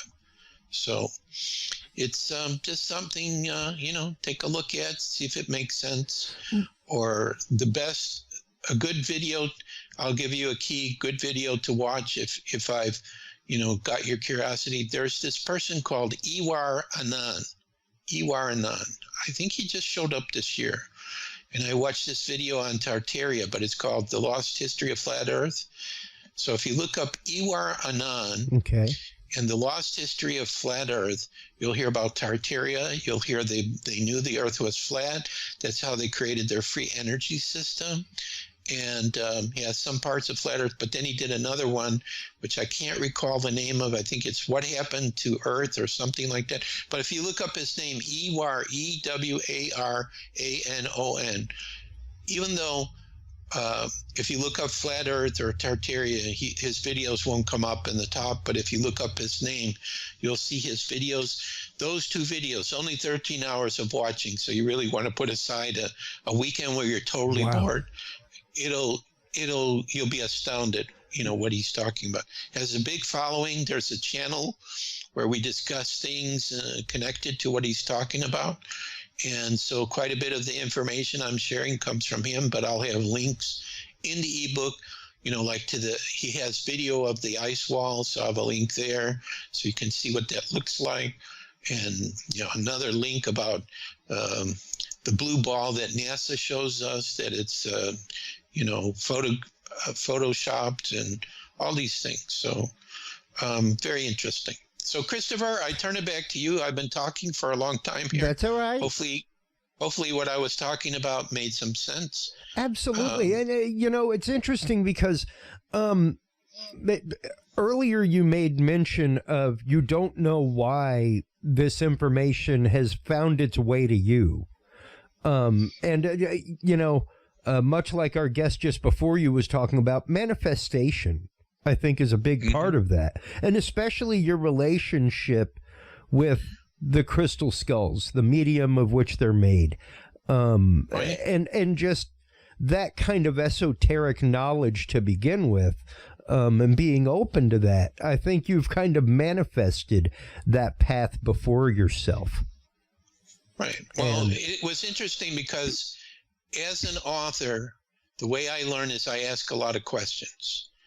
And even with one of the people I talked to who's very well respected, I was asking questions and surprised I wasn't getting answers. Okay. But it's because, like you say, of my background being involved with the spiritual and the paranormal and the whole thing. And there was one person I asked too many questions of that got upset with me, saying he's a newbie, he needs to study more and the whole thing. And she didn't understand that, once I get involved in something, and I've only been really looking at this seriously for, maybe a little over 2 months. I'm gonna absorb it. I'm gonna keep asking until I understand the concept. Like, I kept asking everyone, how high above the flat Earth is the sun? And I still don't have a good answer. Okay, I have people saying anywhere from 80 miles to 3,000 miles. I think it's lower than that. So, in this interview, we don't know everything. Okay, but there is a lot of evidence to support this model. And also there was a lady, one of the researchers interviewed, who was 102 years old when she interviewed. And he asked her, when you went to school, which must have been in the late 1920s or 30s, what did they teach you about the Earth? Oh, it was flat. But then it changed and it became round. Okay, so she learned when she went to school, 90 years ago or whatever, that the Earth was flat. So, interesting. There has to be something to this, okay? When I listen to the people who talk about it, they're not crazy. They also were like me. Beginning, they didn't accept it. They said, I've got to test, like Corey Call, I got to test it. I got to look at the sun. He used applied geometry and his measurements so that we're not on a round planet and the sun cannot be 93 million miles away. Okay, that's what his research showed. Okay, now it can be presented to other people and they can say, oh, he doesn't know what he's talking about, throw it away. So that's why I say everybody has to decide for themselves with it. So it's just very fascinating. Well, and that's just it. It's the fact that you have to be willing to accept new points of datum, accept them as just a point of datum, and then filter the information and see what it comes up against with what you believe and hold to be true. And, I think that we've gotten lost in a lot of the, quote, religion of science. And, one of the big things that I bring up regularly on this show is don't forget, at one point, folks, it was a conspiracy theory. So much so that you would be excommunicated from the church. You would be driven out of town. You could even be burned at the stake if you said that the Earth revolved around the sun, or that the Earth was round. And that's less than 500 years ago. Our civilization as mankind has been around for 10,000 years. So only in the last 500 years has that become the common standard of science. And the thing is, science is not supposed to be static. If it was static, then my son's astronomy chart in his room would have Pluto on it. But it doesn't. Not like mine. Not like my astronomy book that I still have from high school that has Pluto listed as a planet. That science changed. Oh, wait, I got another bombshell that I think is going to drive people crazy. I'm not saying that I am of the flat Earth camp, but I am of the camp that is willing to explore the theorem, or explore the hypothesis, because according to science, you're allowed to hypothesize anything in the world, and then through testing, you prove a theorem. Right. Here's another bomb that I saw with EUR and the Lost History of Flat Earth. So there's these cameras that exist, P900 Nikons. They have a very good zoom. So what people are doing is, we have mapped in the sky which lights represent the planets in our solar system, right? So like Venus, Mercury, Mars, Jupiter, Saturn. So they start zooming in on these lights in the sky. And what do you think they see? They don't see planets. They see flickering lights like stars that are dancing. There you go. This camera must be really good. That are dancing in the sky almost like they're behind some kind of fluid or water. Again, Mark Sargent said this in his interview.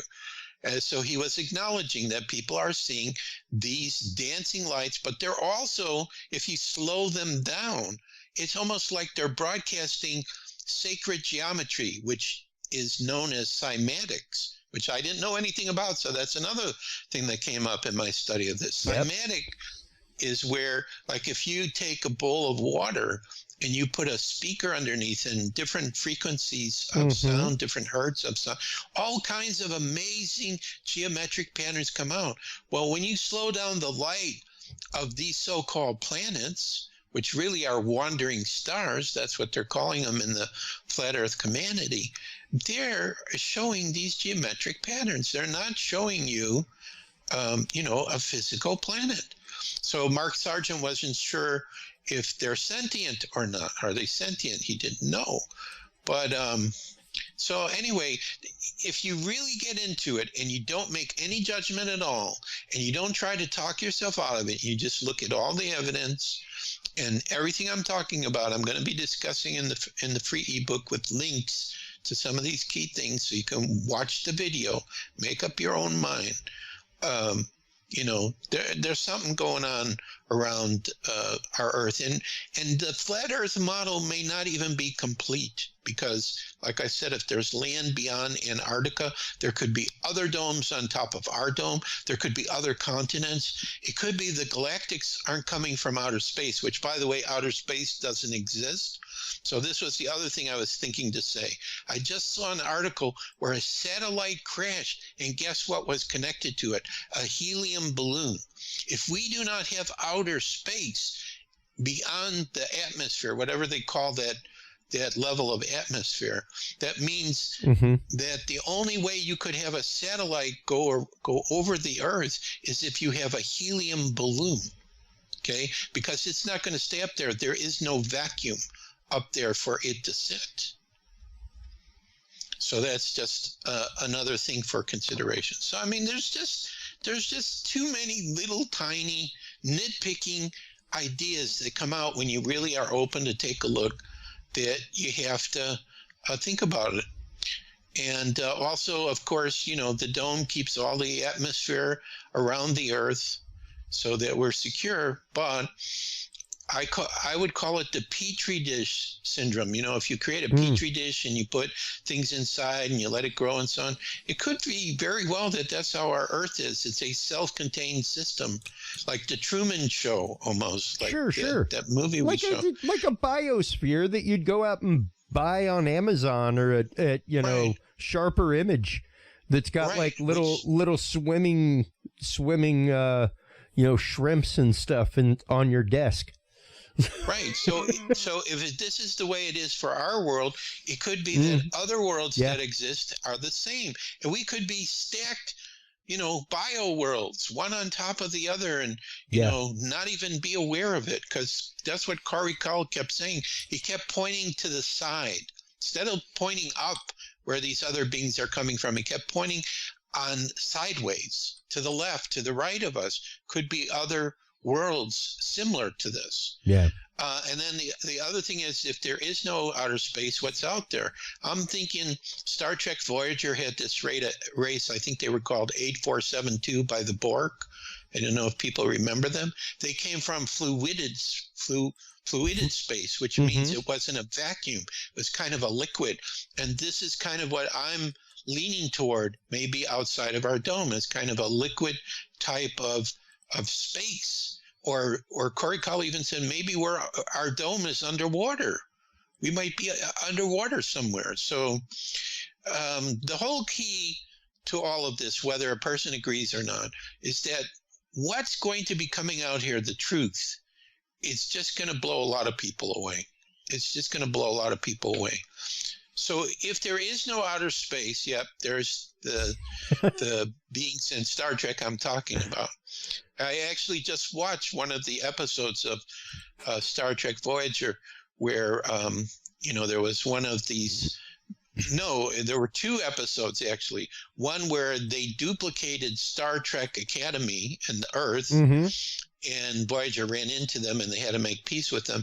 And another episode where one of them was left behind in our universe, and they tried to send him back, but they couldn't do it. So a lot of things we see in science fiction probably are clues to the actual truth of what's really happening. Well, and it's the fact of science fiction being a reality now is, I mean, it's beyond question. We're talking about the fact that it's been confirmed that CERN has created matter from light. That's 2 steps away from saying, replicator, give me an espresso. So we're already talking about the fact that we can have, photon sails, things like that on interstellar craft, that kind of stuff. All we got to do is get the parts launched to assemble it in space, that kind of stuff. So with all of your research that you've done in this, before I let you go, Joshua, with everything that you've talked about this evening, everything that you've been led to, and everything that has been revealed to you over the years through the crystal skulls, why do you think that the information is disseminated in this way? Why do you think that there is that cabal of knowledge, so to speak, those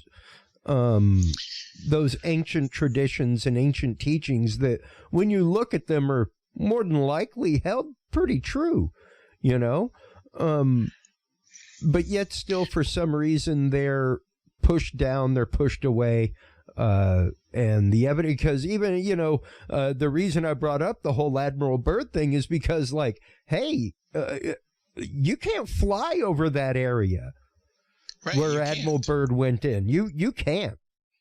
Right. So either he went into a hole in the Earth 1,000 some miles, or he went beyond Antarctica 1,000 miles. We don't know. Yeah. But it's interesting. After he made that announcement publicly, he passed away within a year after that.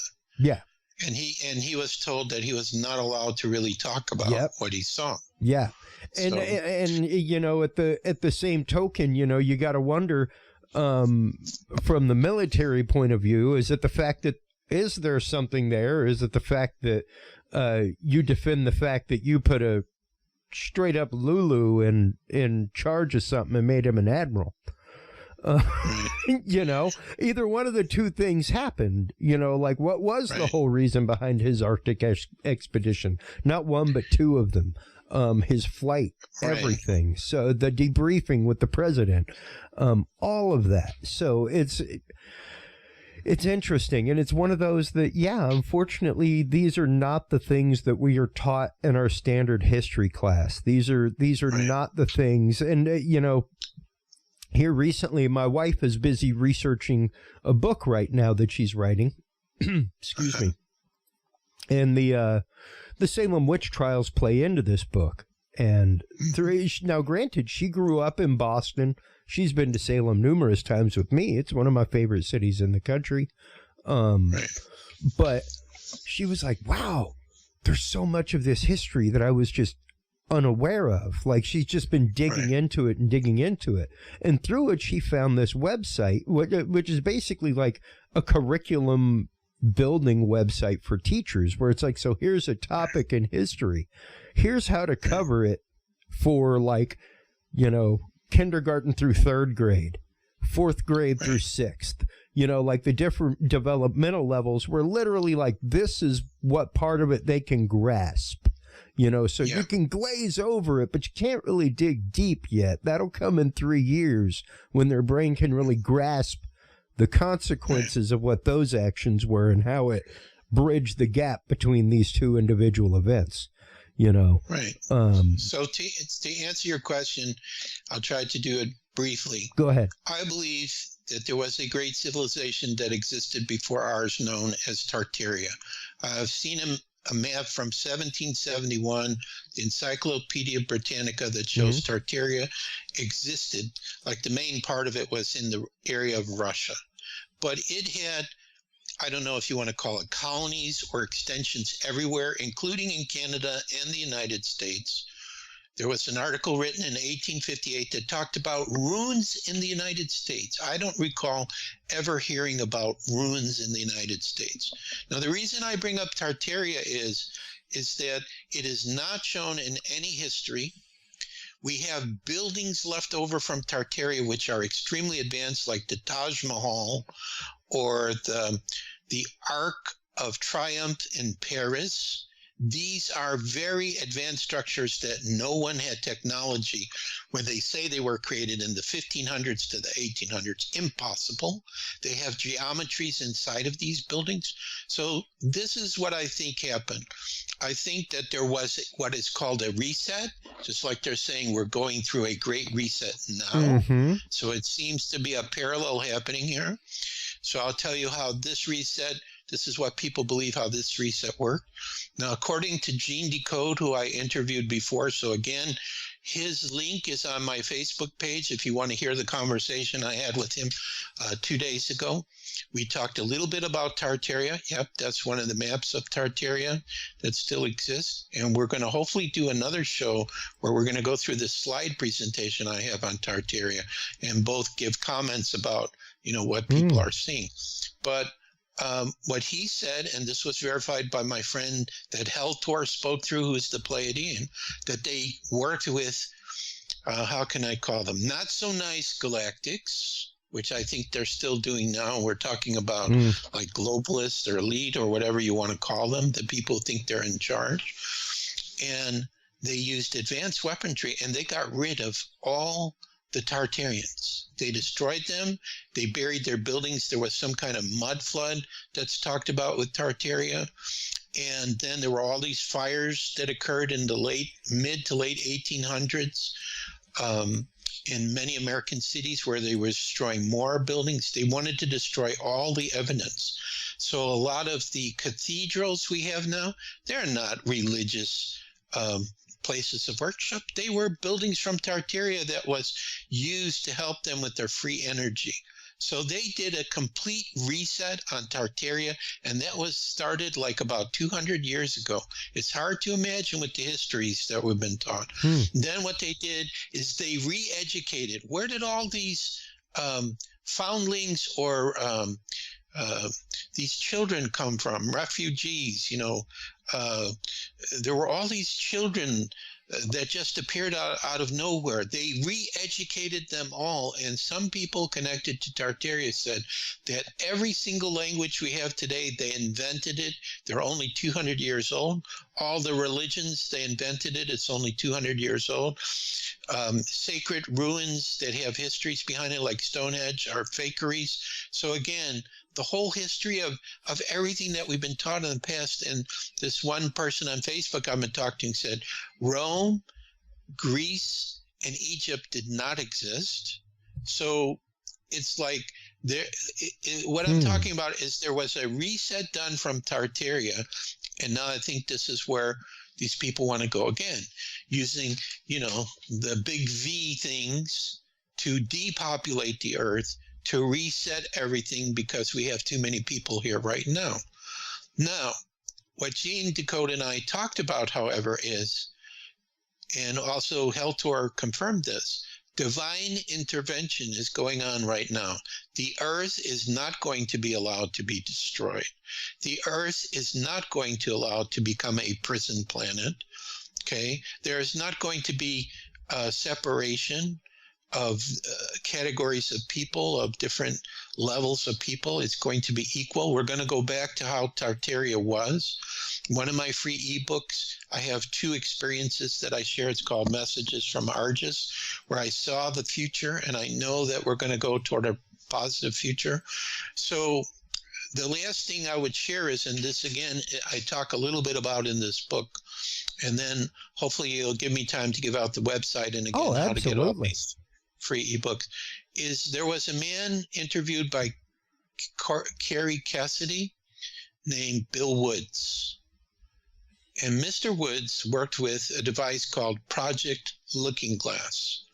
Project Looking Glass was developed probably by the globalists. They took it from the Stargate technology. There are Stargates that do exist. It was given to them by not-so-nice galactics, I would assume. And what Project Looking Glass was about was a device where you would stand in the presence of it, and I guess you would think about or visualize some kind of project or activity you want to do, and it will reflect back what possible results could happen. Okay? So in other words, it would tell you, like, let's say you want to start a new business and you have 5 different ideas. You could think about each idea, and then what you could do is, as you're thinking about each idea, what would be reflected back is what that future could be. It's almost like parallel timelines. The idea where we have other aspects of ourselves making different choices. Sure. So it's almost like this device could do it. Now, according to Mr. Wood, in 2012, no matter what scenario, no matter what project, no matter what plan you wanted to create to the future, it would only show one future happening, one, and it wasn't the future that they wanted.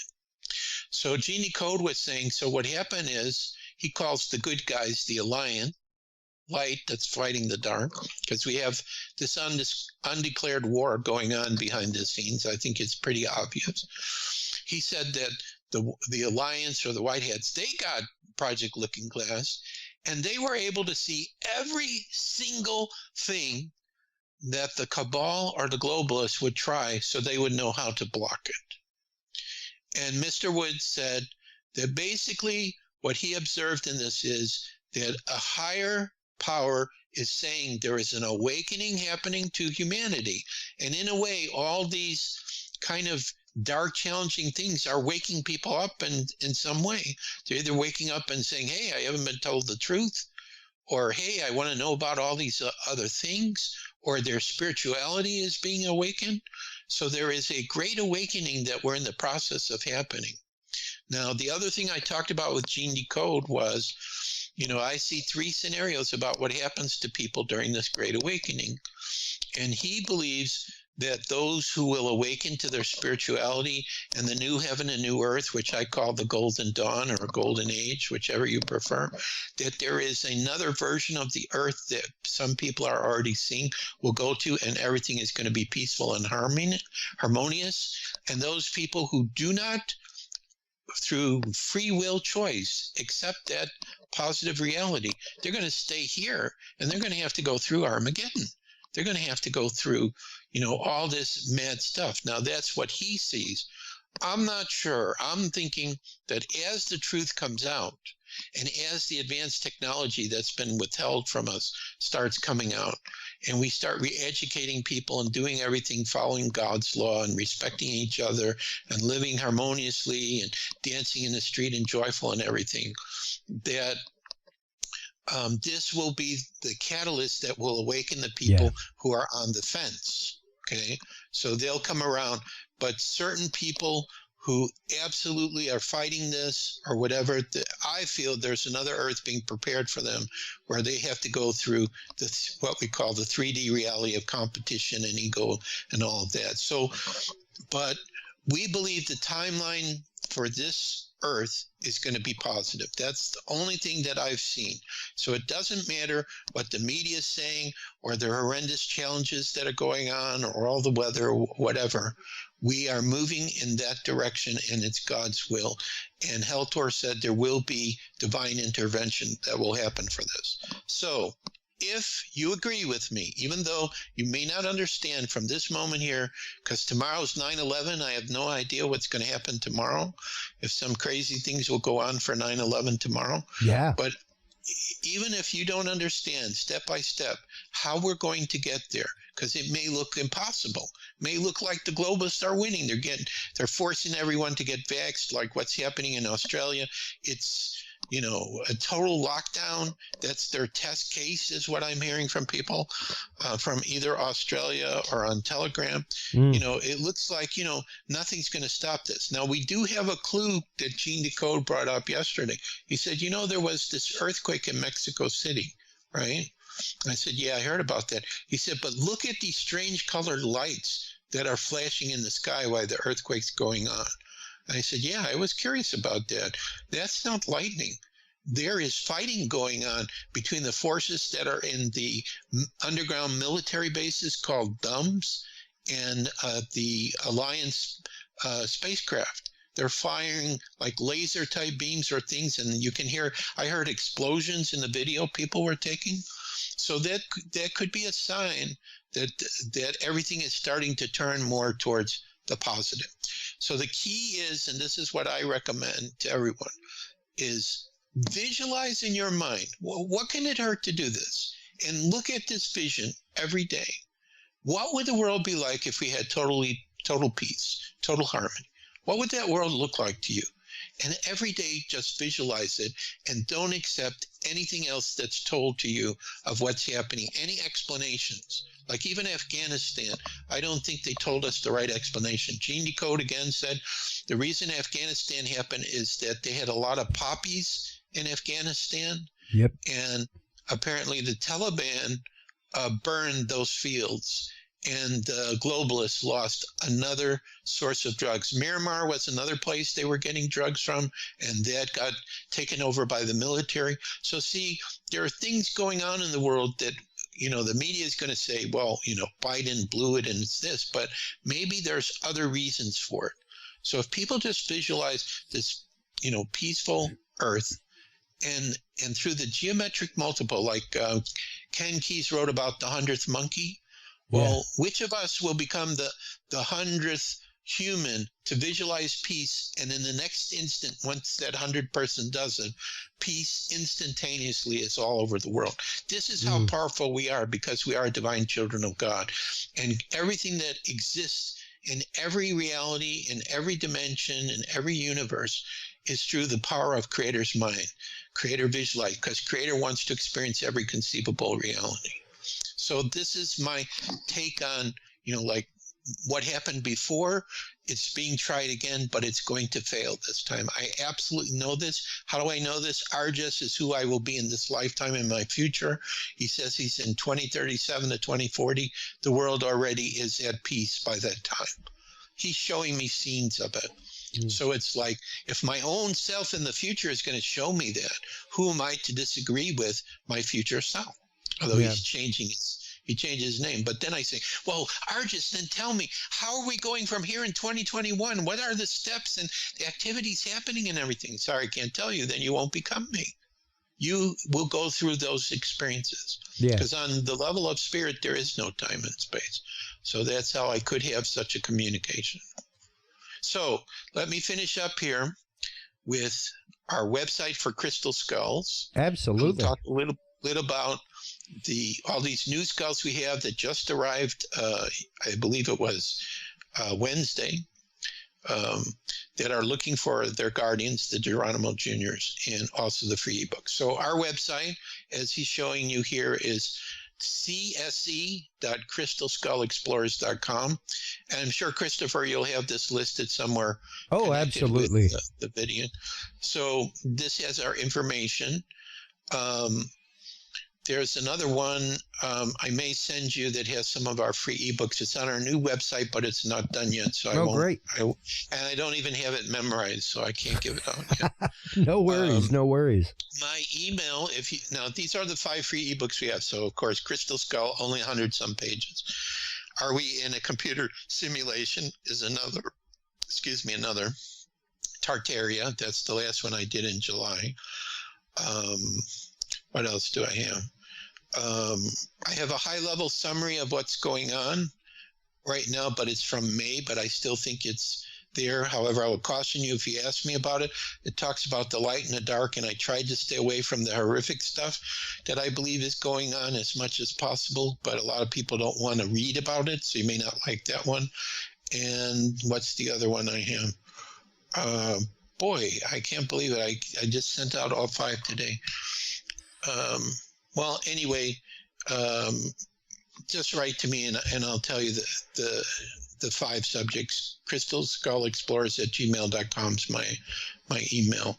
And then Flat Earth will be the next one, which I don't know when that'll be ready because I have to transcribe these videos and I haven't been able to find people who have time to help me with that. So it's taking me a while to do it. It's like I can do 5 or 10 minutes a day of just listening and transcribing. Yeah. But eventually that will be out as well. And the last thing I would say is really, and again, Gene Decode and I, we talked about this too, so you can listen to that interview on my Facebook page, which do you have that link there? Yeah, I see. I don't have it memorized. Facebook.com/JoshuaShapiro.CSE.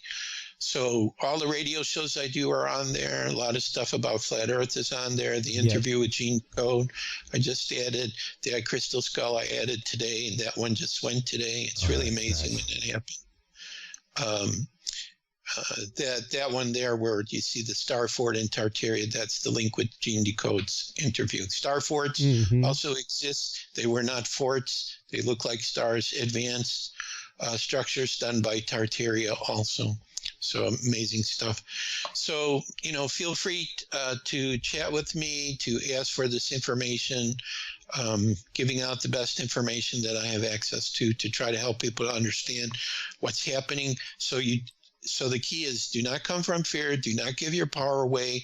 If something doesn't resonate with you, you don't have to follow it. And a lot of people on Telegram saying, if the government says to do something and it doesn't resonate, do not agree, because this is the key. If people start waking up and we say, hey, we're not going to follow what you're telling us to do, they have no power. Yeah. They have no power. And the other thing I will say is I saw a document that purportedly, and it's describing exactly what's going on from the globalist point of view, that they're constantly interjecting poisons, whether it's through the sky, our food, our water, our medicines. It talks about we'll inject a poison and then the solution will be another poison. But it said one key thing in there, and it relates to this idea of people waking up and not giving their power away. It said, Prime Creator is only allowing us to do this because the majority of people are going along with it. Through their free will, they are agreeing to this. But if they decide of their free will that they're not going to follow this, then I will come down and intercede and you will lose everything. Yeah. So this is the most guarded secret that they have, is that we don't understand what they're doing and we do not challenge them. Well, it's the fact that once you relinquish your free will, it's that game over on your side. Exactly. And that's what Gene Decode was saying to me about the big V. Is almost like you're showing the universe, I'm giving my power away to this because I'm told that I need to have this. But the statistics are showing, I don't even know how many people have been affected. Hundreds of thousands of people have been affected by this. And so many people coming into the hospitals have taken the vaccine and now they have COVID. Now, what's that about? Doesn't make any sense. Anyway, that's another subject. I know you've covered it. But it's just, what I'm saying is, the whole thing is, you have to have a conversation with yourself and say, okay, I listened to Joshua, Flat Earth, does that make sense? Yes or no? Well, Joshua is absolutely insane. That's okay. That's fine. I thought this of Flat Earthers too. So you have to decide. Same thing with everything offered to us now about explanations about why things are happening. Does it make sense? Does it feel right? Does your intuition tell you that this is something important? Okay, because you have free will. Whatever you decide is in divine perfection. But will your decision be for your highest good? That's really what you have to have. Do what's right for you. Do what's right for you, everybody. That's exactly it. And if you don't get an answer, don't make a decision. Yeah. If you don't get an answer, don't make a decision. It doesn't matter if your father, your mother, your brother, your sister, your cousins, your grandparents, they put a pressure on you to do something and it does not feel right. Do not give your power away to make them happy. Yeah. There was a message I saw by the Pleiadians that this is one of the mistakes that human beings have, that we try to make all the other people around us happy and give our power away to not be ourselves so they'll be happy. That's not what it's about. You have to stand up for who you are. And this is the line I use when I come into contention with someone. Okay, we need to agree to disagree. Yep. I honor where you're coming from. This is your truth. This is what you need to do. I send you my love. I honor it, but I agree to disagree. It doesn't work for me. And so I hope that you will do the same with me. And that's okay. And you can remain friends. Hey, you can remain family and agree to disagree. There are no two human beings who are going to agree point for point on everything. Even if you met yourself from a parallel earth, you will not agree with that other aspect of yourself on everything, because if you did, then there wouldn't be that other parallel earth. Yeah, absolutely. Okay? Joshua, thank you so much for taking the time to come back on the show. Once again, you are always welcome on the show. It's always a great conversation whenever we get a chance to talk, whether it's online or here on the airwaves. Please do hold the line while we close things out real quick. Thank you so much again. While you're online, checking out where you can get your own crystal skull, everybody, for your home studio, for your home, to start changing the way things are there. Stop on by csccrystalskullexplorers.com. csc.crystalskullexplorers.com is where you can go to check out not only the store and all the great crystal skulls that they have there, but also the 5 free ebooks. Go on by and check out the 5 free ebooks. I'm here to tell you there's some amazing information in there. While you are online checking all of that out, make sure to stop on by the Dudes and Beer website, dudesandbeer.com. Make sure to stop on by. Don't forget our call to action is to Google Curious Realm. CuriousRealm.com is the website. You don't have to visit. Just Google it. Until next time, everybody, take care of yourselves, take care of each other, and remember, if you can't be good at it. We'll talk to you soon. Bye-bye. Thanks for listening to this episode of the Dudes and Beer Podcast. To listen to our streams or chat with us live, download the official Dudes and Beer app for Android and iDevices, available on Google Play and iTunes markets. For more episodes, content, and information, visit us online at dudesandbeer.com. You can also find our episodes on Breach.tv, iHeartRadio, Spreaker, SoundCloud, iTunes, YouTube, Stitcher, or your favorite podcast service. Dudes and Beer is a proud member of the HC Universal Network family of podcasts. For more about our sponsors and other podcasts on this network, visit hcuniversalnetwork.com. Thanks for listening, everybody, and until next time, drink responsibly.